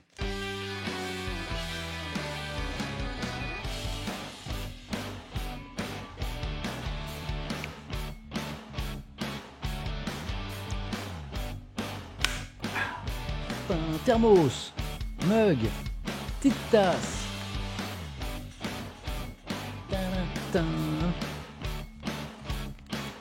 Chocolat. Bien sûr, chocolat, tu as le droit. Chocolat, j'ai le droit. Mais ici, on n'est pas en dictature. C'est ma passion, le café. Tu bois ce que tu veux. Hop, hop. Clin d'œil à l'œuvre de Belmondo, Peur sur la ville, c'est le titre de l'équipe, mais sur le match de ce soir. Les Bleus qui restent sur une désolante série de 5 victoires nulles d'affilée, bon je crois qu'on va finir par le savoir, doivent impérativement vaincre la Finlande ce soir pour se relancer et conforter la première place de leur groupe. Il y a Benzema quand même qui est revenu là, il va finir par faire les étincelles, j'espère quand même. Qui écrit l'équipe à ce propos? Voilà. Le Ricard matinal, j'ai le droit. Dalia, c'est tôt, hein. Perso, c'est tôt. Cela ne ressemble pas à des champions du monde. Cela ne ressemble pas à des champions du monde. Mais justement, ce devient presque une ancienne histoire à 3 ans de distance. Champion du monde, ça s'est appliqué par capillarité, écrit l'équipe, à tout un groupe, même à ceux qui n'y étaient pas pour grand-chose et qui depuis sont parfois devenus rentiers de la victoire collective. Ça tire à balles réelles, là. Cette équipe n'a pas assez de souvenirs, ou alors ils sont trop sélectifs. Elle a oublié qu'elle était devenue championne du monde sans marge, sur la force défensive, le refus de la défaite et même du match nul, l'esprit guerrier. En fait, c'est cet esprit guerrier qui semble manquer aux Bleus. Il y a pas mal d'observateurs avisés du foot qui écrivent ça en ce moment. Donc, l'esprit guerrier n'est plus là. Les Bleus semblent avoir pensé soudain que leur supériorité à venir leur avait été livrée en même temps que la Coupe du Monde. Oui, ça ne marche pas comme ça. Voilà. Bon, là aussi, comme Libération, constat un petit peu sévère. Voilà. On verra ce que ça donne ce soir. Vous allez voir le match? Vous allez regarder le match ou pas ce soir? Vous allez regarder le match? Vous regardez le match ou pas, vous, ce soir? C'est votre cam? Non, non, pas ce soir. Bien sûr. Non, non, non. Oh, il y a beaucoup de non. Oui, oui, oui. Oui, non, oui, probablement pas. Sondage. Non, pas faire un sondage. Non, non, non. Il y a Popcorn. Ah, s'il y a Popcorn avec l'ami Domingo. Ah, c'est Popcorn ce soir. Ah ouais, respect. Ok. Je comprends. Popcorn, super émission sur Twitch pour ceux qui ne connaissent pas. Popcorn ce soir. J'ai pas mon mug. J'ai un mug. J'ai un mug Popcorn. J'ai un mug Popcorn. J'ai eu le plaisir d'y être invité et j'ai un mug Popcorn, voilà. Donc que je vous conseille. Bon, foot ou Popcorn, moi je n'en garderai pas parce que je suis censé dormir à cette heure-là. Le réveil sonne à 1h45. Oh, ça pique trop. Voilà pour l'équipe. Allez, on revient pour la dernière fois de ce matin à Jean-Paul Belmondo parce que l'équipe sort carrément un cahier spécial consacré à Belmondo parce que c'était un passionné de sport, de boxe, de tennis, de foot, un des créateurs du PSG, un des mecs qui a mis des sous pour créer le PSG, c'est Belmondo. Je ne sais pas si vous saviez ça. Vous saviez ça? Voilà. Et donc, cahier spécial. Et puis il a été boxeur. Voilà. Il n'est pas passé professionnel. Il aurait pu, disent certains.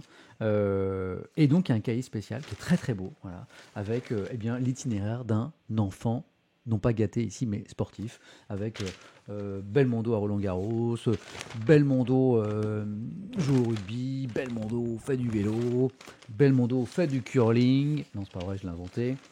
Et une interview qu'il avait accordée pour les 70 ans du journal, il y a quelques années, sur la boxe.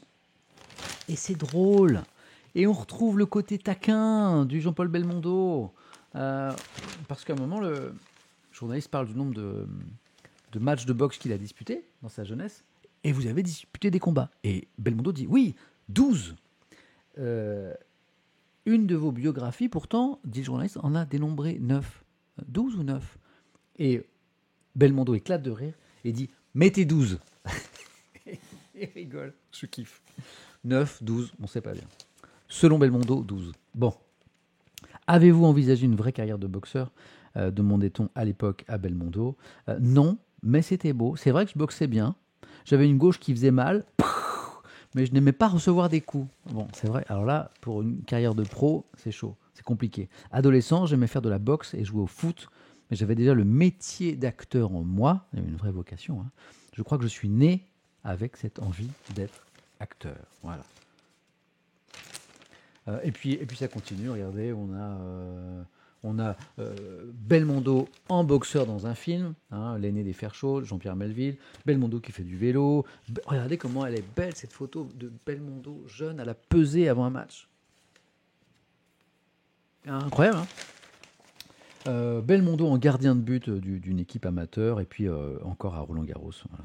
Et puis bien sûr, on ne l'a pas évoqué, mais les cascades qu'il faisait lui-même ce matin sur France Info dans la matinale, excellente matinale, l'ami Alex Dauge qui suit la culture pour nous, nous a fait un petit montage de ses plus grandes cascades qu'il réalisait lui-même.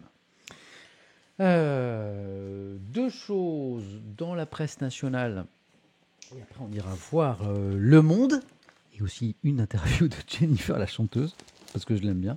C'est le premier live de reprise où j'en ai loupé d'autres. Benoît 67, on a recommencé hier. Mais je suis là pour jusque fin juin, donc tu n'es pas en retard. Deux choses. Dans les Échos ce matin, le journal économique, les Échos, c'est un journal qui peut faire peur. Oh là là là là, les Échos, la vie économique et des chiffres et des choses. Il y a souvent l'histoire passionnante dans les Échos.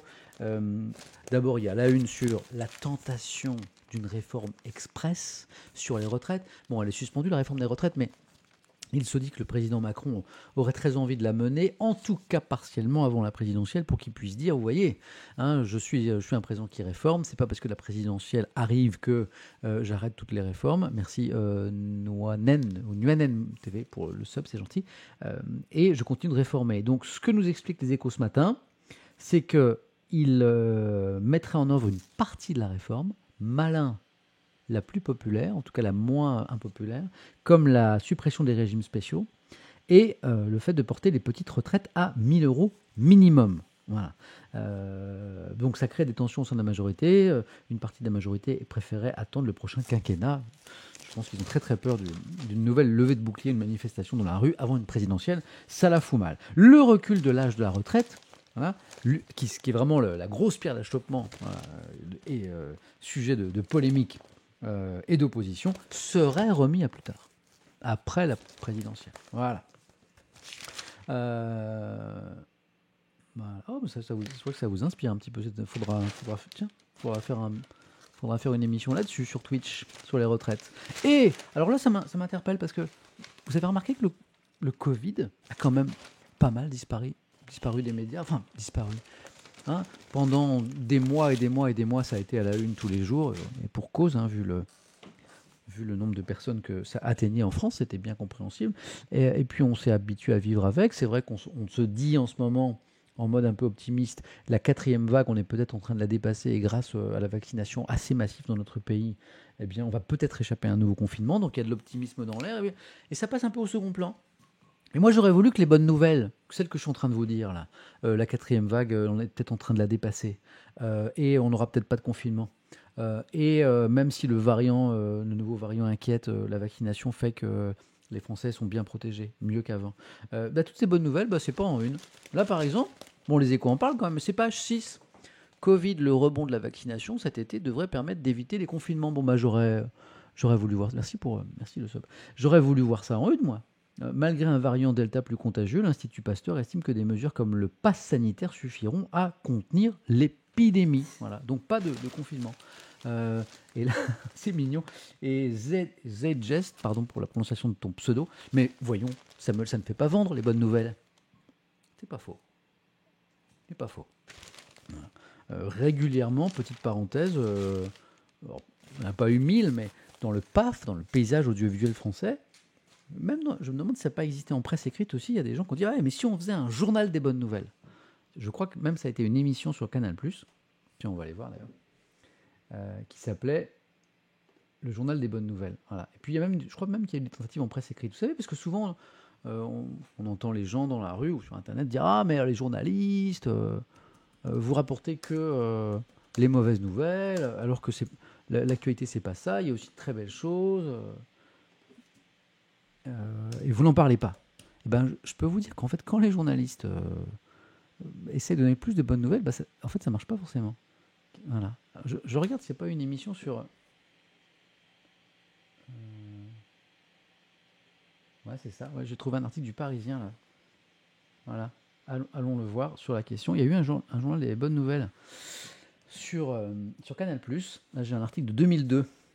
Souvenir de vieux encore, ça. Ce devait être avec l'Hyper Show, la grande attraction du jour sur Canal. Le journal des bonnes nouvelles a fait son arrivée hier en clair et en direct. Donc c'était sur Canal, le canal un peu foufou et rock'n'roll de l'époque. Voilà, c'était Victor Robert et Estelle Martin qui présentaient. Voilà. Et l'idée, c'était de mettre en avant plutôt les bonnes nouvelles. Ça n'a pas marché, ça s'est arrêté. Voilà. Donc, les bonnes nouvelles, on en demande, mais finalement, l'impression que les catastrophes, ça fait vendre plus de papier. Alors après, est-ce qu'il faut vendre du papier ou est-ce qu'il faut vraiment rapporter la marche du monde, y compris les choses positives? Ça, c'est un débat qui est intéressant. Quand l'esprit canal existait encore, me dit CPT, c'est peut-être capitaine ça, Momo, tu n'as pas tort, ami capitaine. Je reviens aux Échos pour un dernier article, rapide, et après on ira voir l'article du Monde, promis. Mégane, ah bon, alors là c'est sur la mobilité de demain, les voitures électriques. Renault a plutôt été en avance avec la Zoé, je ne sais pas si vous suivez ça. Cette voiture qui s'est très bien vendue. Et bon, maintenant le problème c'est que tout le monde s'y met et il faut trouver, il faut étoffer la gamme et il faut dépasser le succès de la Zoé. Et eh bien, où est-ce que c'est la Mégane? Elle est là. Voilà. Donc le défi là de Renault, c'est la Mégane, qui n'a pas grand-chose à voir au niveau de la ligne et encore moins de la motorisation avec la Mégane thermique que vous avez peut-être vu rouler sur nos routes. Donc c'est une Mégane 100% électrique. Et là, vous avez Luca de Meo, qui est le patron et le nouveau patron, le patron italien de Renault, qui est venu présenter à Munich, au salon là en ce moment de l'auto, la nouvelle Mégane 100% électrique. Voilà. Et je vous en parle parce qu'en fait, il y a un petit point du coup sur la voiture électrique dont les médias nous parlent énormément. Et il y a quelques lignes intéressantes dans les Échos qui disent ceci. Alors, à Francfort, au salon de la mobilité de la capitale bavaroise, on ne dit plus salon de l'auto, c'est fini ça, la quasi-totalité des modèles, je m'étouffe, mis en avant par les constructeurs carburent au lithium-ion. Ils sont électriques, quoi. La révolution dans les ventes sera toutefois plus longue à venir que celle des concept cars. Explication. À court terme, tout le monde nous dit on va tous rouler en électrique demain. À court terme, écrivent les Échos ce matin, la réalité est beaucoup plus complexe. Les constructeurs ont besoin des bénéfices générés par leur modèle thermique pour financer la mutation en cours. Ils préparent donc le terrain pour l'électrique sur le plan technologique, mais ne mettront pas réellement l'accélérateur sur les ventes de voitures électriques avant plusieurs années. C'est un familier du secteur qui explique ça. Dans les zones d'exposition situées au centre-ville, loin du parc des expositions, les modèles carburant à l'essence ou au diesel ont encore toute leur place dans la plupart des stands. Donc vous avez au salon de Francfort, là, au cœur, quasiment que des voitures électriques. Puis si vous allez dans les zones d'exposition autour, vous avez encore de l'essence et du diesel et de l'hybride. Et les constructeurs qui font une large place à l'hybride rechargeable, comme Ford, Renault ou BMW, espèrent bien obtenir un sursis pour cette technologie au-delà de 2035. Voilà. Pour l'instant, ce qui limite aussi l'achat des voitures électriques, c'est notamment l'autonomie. Je crois que chacun a envie d'autonomie un petit peu plus importante pour pouvoir partir à l'aventure ou avoir le sentiment qu'il peut partir à l'aventure, ce qui est différent, quand il le souhaite, au volant d'une voiture électrique, comme on peut le faire aujourd'hui tranquillement avec une voiture thermique. Ah, j'ai pas oublié le monde. Hop. Ce matin, on approche doucement de la fin, là. 11h24. 11h24, on a commencé un petit peu avant 10h, on est sur 1h30. Bon, j'ai été assez rapide ce matin. Bon, c'est vrai qu'on avait une mono-actualité, parce qu'il y avait beaucoup de Belmondo. Moi, je regarde comme si j'ai rien oublié, a priori non. Donc, allons voir le monde. Hop. Tac. Tac. Pour ceux qui nous ont rejoints dans ces dernières dizaines de minutes, on a beaucoup été sur Jean-Paul Belmondo, et on est assez tombés tous d'accord sur cette une qui pourrait être la plus belle ce matin parmi toutes les unes sur Belmondo, qui est celle de Corse Matin. Voilà. On l'a montré tout à l'heure. Quelqu'un me dit que j'aurais oublié l'article de Libé. Non, je crois que sur Libé,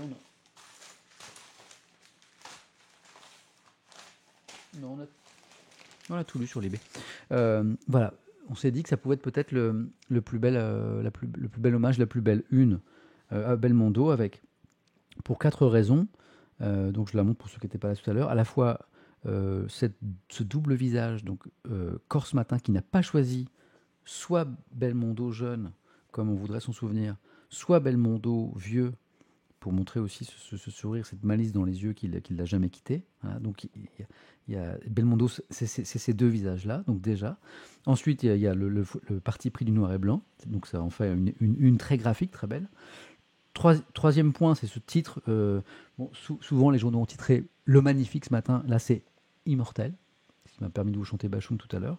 Je trouve qu'il est beau. Et le détail qui tue, alors c'est peut-être pas ce que j'aurais dû dire après la disparition de quelqu'un, le détail qui tue. Bon.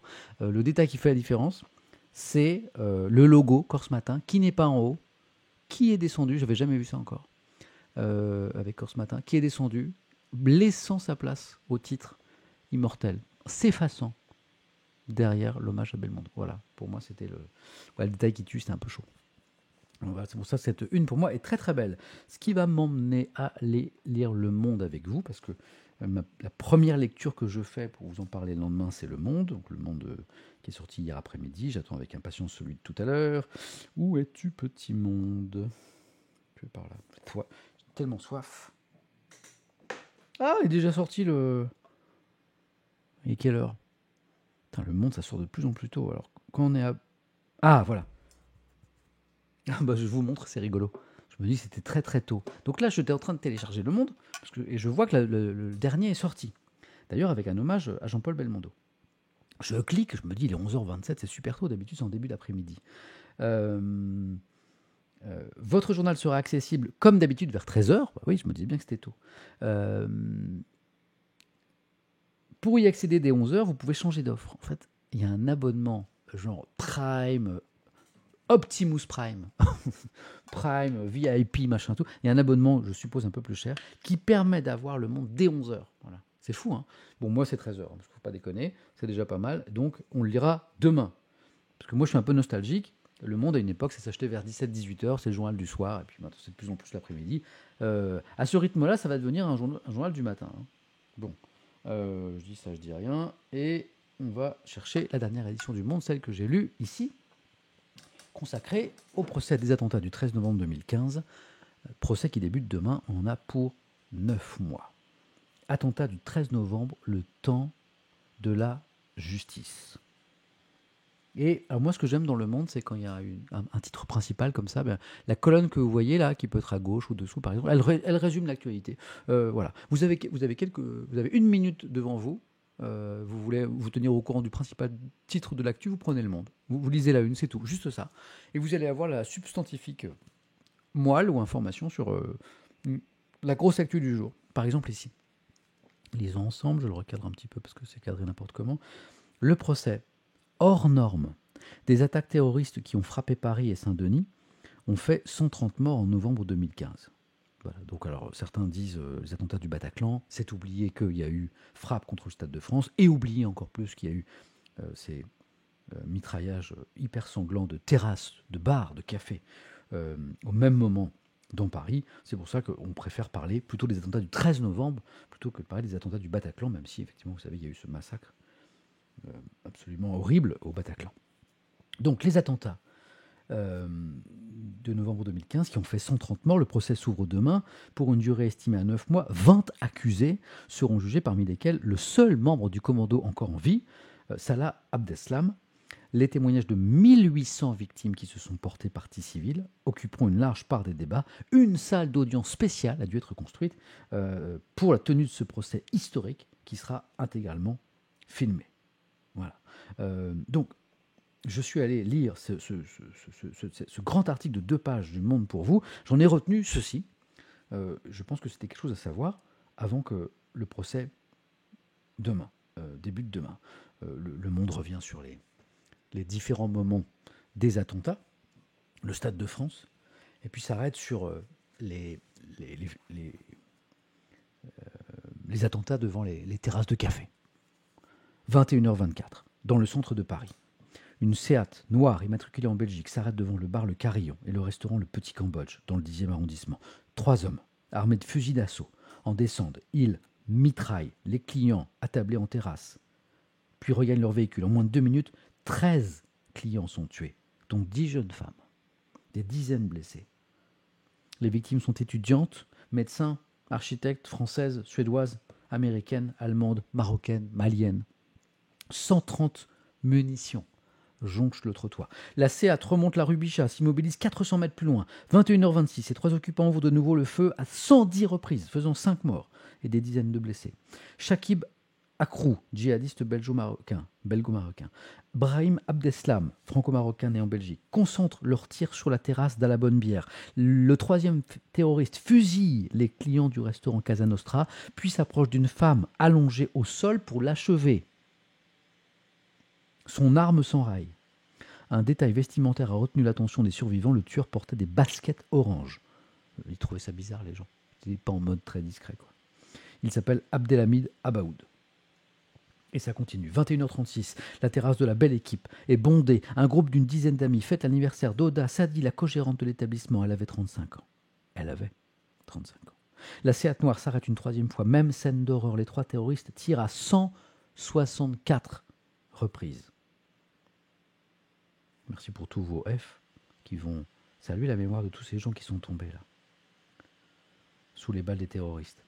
164 reprises. Des témoins affirment que le tueur au basket orange s'est acharné sur les blessés. Le bilan humain est encore plus lourd, 21 morts, des dizaines de blessés. Une minute plus tard, une Polo noire s'immobilise. C'est un autre véhicule. Non loin du Bataclan, un concert des Eagles of Death Metal affiche complet ce soir-là. Vous connaissez la suite. Le Monde rapporte ces informations. Un dictaphone retrouvé sur un balcon du Bataclan a enregistré les 2h32 minutes. Les 2h32 minutes. 2h32 minutes de cette épouvante à huis clos. Les cris, les appels à l'aide, les injonctions des tueurs, les derniers mots des victimes, entrecoupés de coups de feu. S'il te plaît, Pierre, non. Reste là. Anne, reste là. J'ai peur. Lève-toi ou je te tue. Monsieur, fais ce que je te dis ou je vais vous tuer. Devant les enquêteurs, un rescapé de la tuerie se souviendra du sourire des assaillants. Je le voyais, il souriait, il tirait sur les gens allongés à bout portant. Ils n'ont fait que ça, on ne pouvait rien faire. Il a levé son arme comme un vainqueur en criant « Allahu Akbar » pour la Syrie. Il s'est remis à tirer, je suis marqué par le sourire qu'il avait à chaque fois qu'il tirait. Je n'oublierai jamais ce sourire. Voilà. Ça, ce genre de papier comme ça qui prennent aux tripes, c'est il n'y a que la presse écrite qui peut vous offrir ça, parce que l'audiovisuel, en radio, en télé, c'est compliqué de raconter ce genre de scène. Voilà. Je pense que c'est beaucoup plus évocateur, beaucoup plus précis de le lire. Voilà. Notion très importante. À quoi bon le procès ? Les principaux terroristes sont morts, ont été tués, ont été abattus. Mais non, le procès, écrit Le Monde des attentats du 13 novembre, ne sera pas celui des seconds couteaux. 13 membres de cette cellule, certes, ont été déclarés morts. Mais parmi les 20 accusés renvoyés devant la cour d'assises spéciale figurent plusieurs cadres de l'opération, plusieurs responsables. 14 comparaîtront physiquement, dont 6 étaient de potentiels candidats à une attaque suicide. Ce procès, ça n'est pas pour rien. Des 6 candidats au martyr qui seront présents dans le box, le plus directement impliqué dans les attaques est Salah Abdeslam. C'est le seul terroriste vivant, celui qui a participé directement à l'opération. Présent tout au long de la préparation logistique de l'opération, il a convoyé notamment jusqu'à Bruxelles, depuis la Hongrie et l'Allemagne, une dizaine de djihadistes venus de Syrie. S'il n'a finalement pas déclenché sa ceinture d'explosifs le 13 novembre, une expertise a établi qu'elle n'était défectueuse. Lui affirme avoir renoncé au dernier moment. Ça, c'est pas clair. Le procès devra le déterminer. On ne sait pas s'il a refusé de faire exploser sa charge ou si elle était défectueuse. Ça n'est pas clair puisque il y a eu des déclarations un peu contradictoires. Les magistrats instructeurs le considèrent toutefois comme auteur à part entière de l'ensemble des crimes commis cette nuit, en coaction avec les 9 terroristes morts. Il encourt la réclusion criminelle à perpétuité. Ça n'est donc pas un procès pour rien. Conclusion de l'article. Au terme d'une instruction titanesque de plus de 47 000 procès-verbaux, plusieurs centaines de milliers de pages, ça sert à ça la justice, menée pendant 4 ans et demi par les juges, ils sont plusieurs, l'attentat le plus meurtrier jamais perpétré en France arrive devant la justice. Les audiences filmées pour l'histoire seront présidées par le juge Jean-Louis Perry. Au-delà des peines, le profil des accusés entretient l'espoir que les débats rendent justice aux victimes et que des mots seront posés sur les plaies. Voilà. Dossier très complet du Monde. Hier, quelqu'un me demandait « Ah, mais il y a une web radio, qui va suivre les débats pendant 9 mois. Est-ce qu'on va pouvoir écouter cette radio ?» j'avais pas la réponse, je l'ai grâce au Monde, une web radio réservée aux parties civiles. Afin d'assurer cette captation vidéo et la retransmission en direct dans les salles annexes, une régie a été construite en surplomb de la salle des grands procès. C'est également de cette cabine qu'émettra la web radio imaginée pour permettre aux parties civiles d'écouter les débats de leur domicile, en France ou à l'étranger. Il y a 23 nationalités qui sont représentées parmi les victimes. Cette diffusion audio en léger différé d'une demi-heure pour permettre d'intervenir en cas d'incident d'audience, sera protégée par un code d'identification afin de prévenir tout risque de piratage.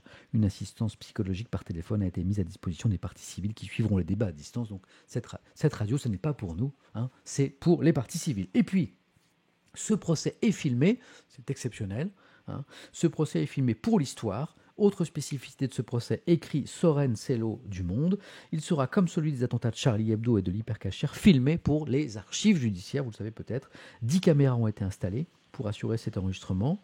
Les captations de certains procès historiques, autorisées depuis une loi de 1985, mais un dispositif qui demeure exceptionnel. Et seuls 12 procès ont été filmés en 35 ans en France. Ce fut le cas pour le procès de Klaus Barbie, en 87, de Paul Touvier en 94, de Maurice Papon en 97-98, condamnés pour tous les 3 crimes contre l'humanité pour leur implication dans la barbarie nazie, hein, je pense que vous le savez. Procès filmé aussi de Pascal Simbi Kangwa, d'Octavien Ngenzi et Tito Barra Ira, condamnés, eux, pour crimes contre l'humanité dans le génocide des Tutsis au Rwanda. Voilà. Donc cette captation, pour l'histoire, pour les archives, c'est exceptionnel. Voilà. L'article du Monde que je trouvais vraiment intéressant, complet sur les enjeux et sur le dispositif de ce procès hors norme, ce procès pour l'histoire. Ce matin, je recevais sur France Info un rescapé du Bataclan, qui est devenu le président d'une association de victimes, et il disait, c'est très intéressant, il disait « J'aime pas trop l'expression terme historique. Les attentats étaient historiques. Jamais la France avait été frappée comme ça. Historique. Mais le procès, il sera peut-être pas à la hauteur, il sera peut-être décevant, alors on ne sait pas s'il sera historique. Mais c'est un procès pour l'histoire. C'est un procès qui doit marquer la victoire de l'humanité sur le terrorisme. C'est un procès qui doit marquer le triomphe de la justice sur le terrorisme. Voilà. Voilà. C'est bien parce que je vois que vous échangez entre eux, vous posez des questions, vous répondez vous-même, notamment sur, je vois la notion de huis clos. Moi, je trouve ça super. Parce que je ne vois pas toutes les questions, je vois que certains d'entre vous, vous échangez et vous vous répondez mutuellement. 11h38, on va finir de façon très légère et détendue, avec une petite pause café, très rapide, et un article sur Jennifer la chanteuse. Oui, je passe du terrorisme à Jennifer la chanteuse. Bon, c'est histoire de finir sur une petite note détendue. Voilà. Café ? Café, toi. Puis après, j'irai dormir. Parce qu'on se réveille tôt chez Détienne. Café.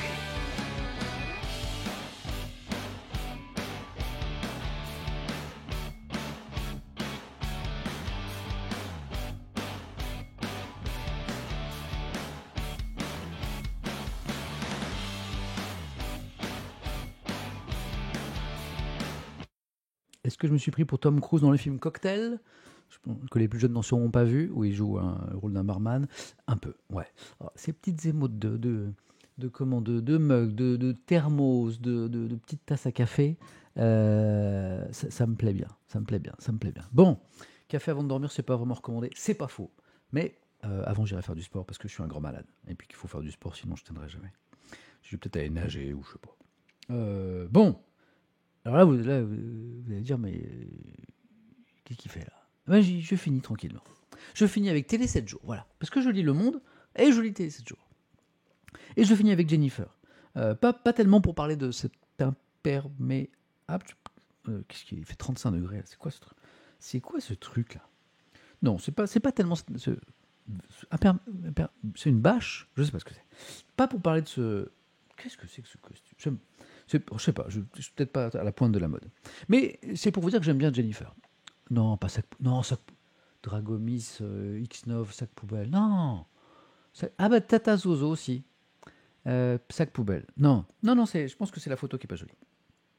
J'aime bien Jennifer. Parce que je l'ai rencontrée une fois et je l'ai trouvée, je sais pas, simple, touchante. Et puis j'ai lu cette interview, je me suis dit, en fait, la meuf, elle a vraiment pas pris le melon, contrairement à Samuel Etienne, par exemple. Et Elle a vraiment l'air simple, malgré le succès. Et donc voilà, je voulais vous lire ça. La chanteuse qui a donné naissance au printemps à son 3e enfant est de retour pour une édition All-Star qui célèbre les 10 ans de The Voice. Bon, j'ai jamais regardé, mais je vois à peu près ce que c'est. Interview. En 10 ans, vous n'êtes plus tout à fait la même. Si. Réponse. Celle que je suis aujourd'hui n'est pas très éloignée de celle que j'étais. J'ai les mêmes fébrilités, malgré les apparences. J'ai perdu la pression des débuts. J'avais peur de vexer les talents. Les talents, c'était ceux qui venaient tenter leur chance. J'avais peur de vexer les talents. Mes collègues coachs avaient une carrière bien assise. Je n'ai pas gagné en confiance pour autant, mais je m'assume davantage. Prenons ces mots. J'ai les mêmes fébrilités. J'avais peur de vexer les talents. Mes collègues coachs avaient, eux, une carrière bien assise. J'ai pas gagné en confiance. Je vois quelqu'un qui est pas très sûr de lui ou d'elle et qui est pas en mode hyper conquérant, quelqu'un qui doute. C'est bien le doute. Je sais pas, il y a de l'humilité dans cette démarche. Elle dit plus loin, même si je m'en mêle les pinceaux en parlant, donc elle parle de son rôle de jury à la télé là, et que je me suis souvent trouvé conne en me regardant ensuite. Pardon du terme, mais j'ai eu envie de me mettre des claques plusieurs fois en disant, je trouve que c'est quelqu'un qui est assez critique de ses prestations. C'est plutôt un signe d'honnêteté intellectuelle. Et puis plus loin, elle dit encore, est-ce que vous avez conscience que vous êtes devenu une star dans le monde du journalisme ? J'ai pris conscience de la chance que j'ai de pouvoir vivre de ma passion. Je suis reconnaissante envers le public, tous ceux qui ont travaillé à mes côtés. Quand je suis sur scène, devant une salle remplie, je me revois petite rêver de tout ça.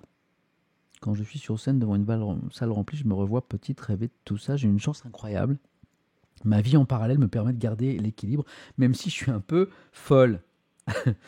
Et puis le journaliste, pour conclure, qui est finalement un peu convaincu par le fait qu'elle dit qu'elle est un peu comme tout le monde, lui dit, finalement, vous avez un petit peu la vie de Madame Tout-le-Monde. Oui, c'est vrai, je passe l'aspirateur, je nettoie mes toilettes. Donc là, je vous avoue que j'essaie d'imaginer la scène. Bon, voilà. Il y a plein de mamans qui bossent et qui essaient de faire de leur mieux. Je fais pareil. En un mot, Jennifer, en 2021, est heureuse, déclare-t-elle enfin. Je ne sais pas ce que vous en pensez, mais moi, c'est une interview qui confirme le sentiment que j'ai eu en la croisant. Vous savez, quand on croise les stars dans les coulisses de nos émissions, et en fait, ça trompe pas trop parce que vous voyez comment ces gens se comportent en fait quand les caméras sont pas allumées. Vous voyez comment par exemple les stars se comportent avec les maquilleuses, avec les coiffeuses, avec les gens qui sont chargés de les accompagner, tout ça. Et en fait, vous voyez s'il y a de la douceur, de la gentillesse, de l'humilité, voilà. Ou à l'inverse, si la personne a bien pris le boulard, quoi. Et ben moi, quand j'ai croisé Jennifer, elle avait l'air super sympa. Et je trouve que cette interview le confirme. Donc, sondage pour terminer. Qu'est-ce que je vais faire comme sondage ne trouvez-vous pas que Jennifer est très sympathique? Le sondage. Ne trouvez-vous pas que Jennifer, je crois qu'il n'y a qu'un seul N. Voilà. Est-ce que vous voulez... Voilà, moi, je sais pas, c'est mon sentiment. C'est un peu un... C'est pas le sondage du siècle, hein, mais je sais pas. Alors, est-ce que c'est moi qui me fais des idées ou est-ce que cette personne est vraiment super cool, super simple? Oui, vous trouvez comme moi qu'elle est très sympathique. Non, vous aimez pas la personne, je sais pas, vous la trouvez, je sais pas trop quoi. Et je ne sais pas, peut-être que si vous êtes une fan de métal ou de rap, peut-être que Jennifer, c'est pas trop votre tasse de thé, peut-être même que vous ne savez pas qui c'est. Oui, non, je ne sais pas, Jennifer. Puis après, on s'arrêtera après ça. Puis on mettra un petit peu de musique. Est-ce qu'on a déjà fait aussi pire dans un sondage? Me demande Edgar. Je crois pas, effectivement. Je pense que c'est un des pires sondages de l'histoire de l'humanité. Est-ce que j'ai des noms à balancer de personnalités à Boulard? J'en ai croisé. C'est très décevant. Hein. Je sais pas, je vous donnerai pas de nom parce que c'est pas trop ma philosophie. Mais moi, par exemple, je sais pas, un jour, j'ai croisé un acteur dont j'étais assez fan, que je considérais comme un grand acteur. Ce qu'il est d'ailleurs, hein, parce qu'on peut être un grand acteur et un gros con. Et puis, j'ai vu comment il se comportait en salle de maquillage, justement. Et je me suis dit, ah ouais, en fait, t'es un gros con, quoi. Et bon, ça, c'est très, très, très, très agréable en disant, attends, mais c'est juste, tu fais un métier super, tu fais un métier magique, profite, quoi, mais enfin, arrête, quoi. Voir les résultats. Alors, Jennifer, vous la trouvez comment? Voyons. Oui, 35. Vous avez bien raison de. Oui, 35%, vous la trouvez sympathique. 8 seulement % non. Et 58% à venir, ton sondage, il est tout pourri. Je ne sais pas. Voilà. Non, c'est pas Jean Dujardin. C'est pas Jean Dujardin. Voilà. Mais vous êtes une ultra grosse majorité à me dire très gentiment que mon sondage, il est tout pourri. Voilà. Mais bon, c'est vrai que je pense que c'est le pire sondage que j'ai jamais fait. Voilà. Bon, les amis, Merci. Merci, c'était super. C'est deuxième jour de mon retour sur Twitch. Voilà, je suis très heureux d'être revenu parmi vous. Pour ceux qui sont interrogés pendant le chat du jour sur les subs. Oui, les subs sont ouverts, contrairement à la première saison. J'avais voulu les fermer, rendre impossible la possibilité de s'abonner à ma chaîne, parce que pour moi c'était une expérience. Je voulais voir ce que ça donnait. Puis je me suis rendu compte que c'était un vrai job à part entière qui me demandait énormément de temps, que je ne consacrais pas du coup à ma famille, entre 3 et 5 heures par jour. Entre les streams et la prépa, je me suis dit, bon, c'est un boulot, ouvrons les subs comme les autres streamers. Voilà, les subs, on les prend pas. Cette chaîne, on peut la suivre sans subber. Le sub, c'est un soutien du streamer pour l'accompagner dans sa démarche. Vous n'avez pas de pub, vous avez le droit des émotes, des badges, vous connaissez tout ça. Et puis un accès un peu privilégié à la chaîne, mais encore une fois, ça n'est pas obligatoire. Merci à ceux qui sub, merci à vous tous, parce que mine de rien, où il y avait du monde encore ce matin. Une dernière chose, moi j'ai pris l'habitude de faire des raids en fin de stream, mais pas tous les jours, parce qu'à la fin c'était devenu systématique, du coup c'était pas très drôle. Tout ce qui est systématique n'est pas drôle d'ailleurs. On s'habitue, et puis... voilà, puis du coup, les gens qui se font raider, même avec 6 000, 7 000 ou 10 000 personnes, finalement, oui, bon, c'est le raid de Sebeletiel, bon, voilà. Et donc, il ne faut pas le faire tous les jours. J'en ai fait un hier, il n'y aura pas de raid aujourd'hui, on en fera peut-être un demain, voilà. Voilà. Donc, pas raid tous les jours, peut-être raid demain. Merci, Shana Paul. Mais pas ce soir, pas ce midi, 11h47. Bonne journée, bon appétit, et surtout, n'oubliez pas, l'important, c'est vous. C'est vous. Le monde est plein d'agressions, de gens qui vont vous faire chier parce qu'ils sont mal dans leur peau et tout. Donc, protégez-vous, faites-vous plaisir. Les gens toxiques, vous les évitez. Allez chercher, allez voir les gens qui vous veulent du bien. Passez au large des autres. Faites des activités, vous avez du plaisir. Vous êtes là une seule fois, a priori, hein, sur cette terre, à moins qu'on revienne sous une autre forme, je ne sais pas, mais faites-vous plaisir. Voilà, profitez, faites-vous du plaisir, faites du bien aux autres aussi. Voilà, puis à un moment, tout ça va devenir sympa. Voilà, passez une belle journée. Demain, j'essaierai de streamer plus tôt, peut-être dès 9h30. Je crois que j'ai rendez-vous chez le médecin. Vers je ne sais plus quelle heure. Donc, je vais peut-être streamer un peu plus tôt demain. N'hésitez pas à suivre mon compte Twitter, parce que c'est là que je dis quand je stream. N'hésitez pas à vous abonner à cette chaîne, à suivre cette chaîne, devenir follower, et à vous abonner si vous le souhaitez, ça c'est encore autre chose. Et puis c'est tout les amis, prenez bien soin de vous. À demain, plutôt vers 9h30 pour la matinée Étienne. Ce qui est bien, c'est que les journaux ils changent tous les jours, donc j'ai beau pas mal radoter, la matière elle change tous les matins, et puis je me dis que c'est une façon un peu sympa de se tenir au courant de l'actualité, d'en parler ensemble. Vous savez quoi ? Vous êtes géniaux, mais vraiment je le pense. Voilà, c'est hyper agréable de vous lire. Quelques notes de musique pour se terminer. Ouais, ok, d'accord, je dis n'importe quoi. Pour terminer, je vous dis à demain et moi aussi je vous aime. Je vais chercher la musique.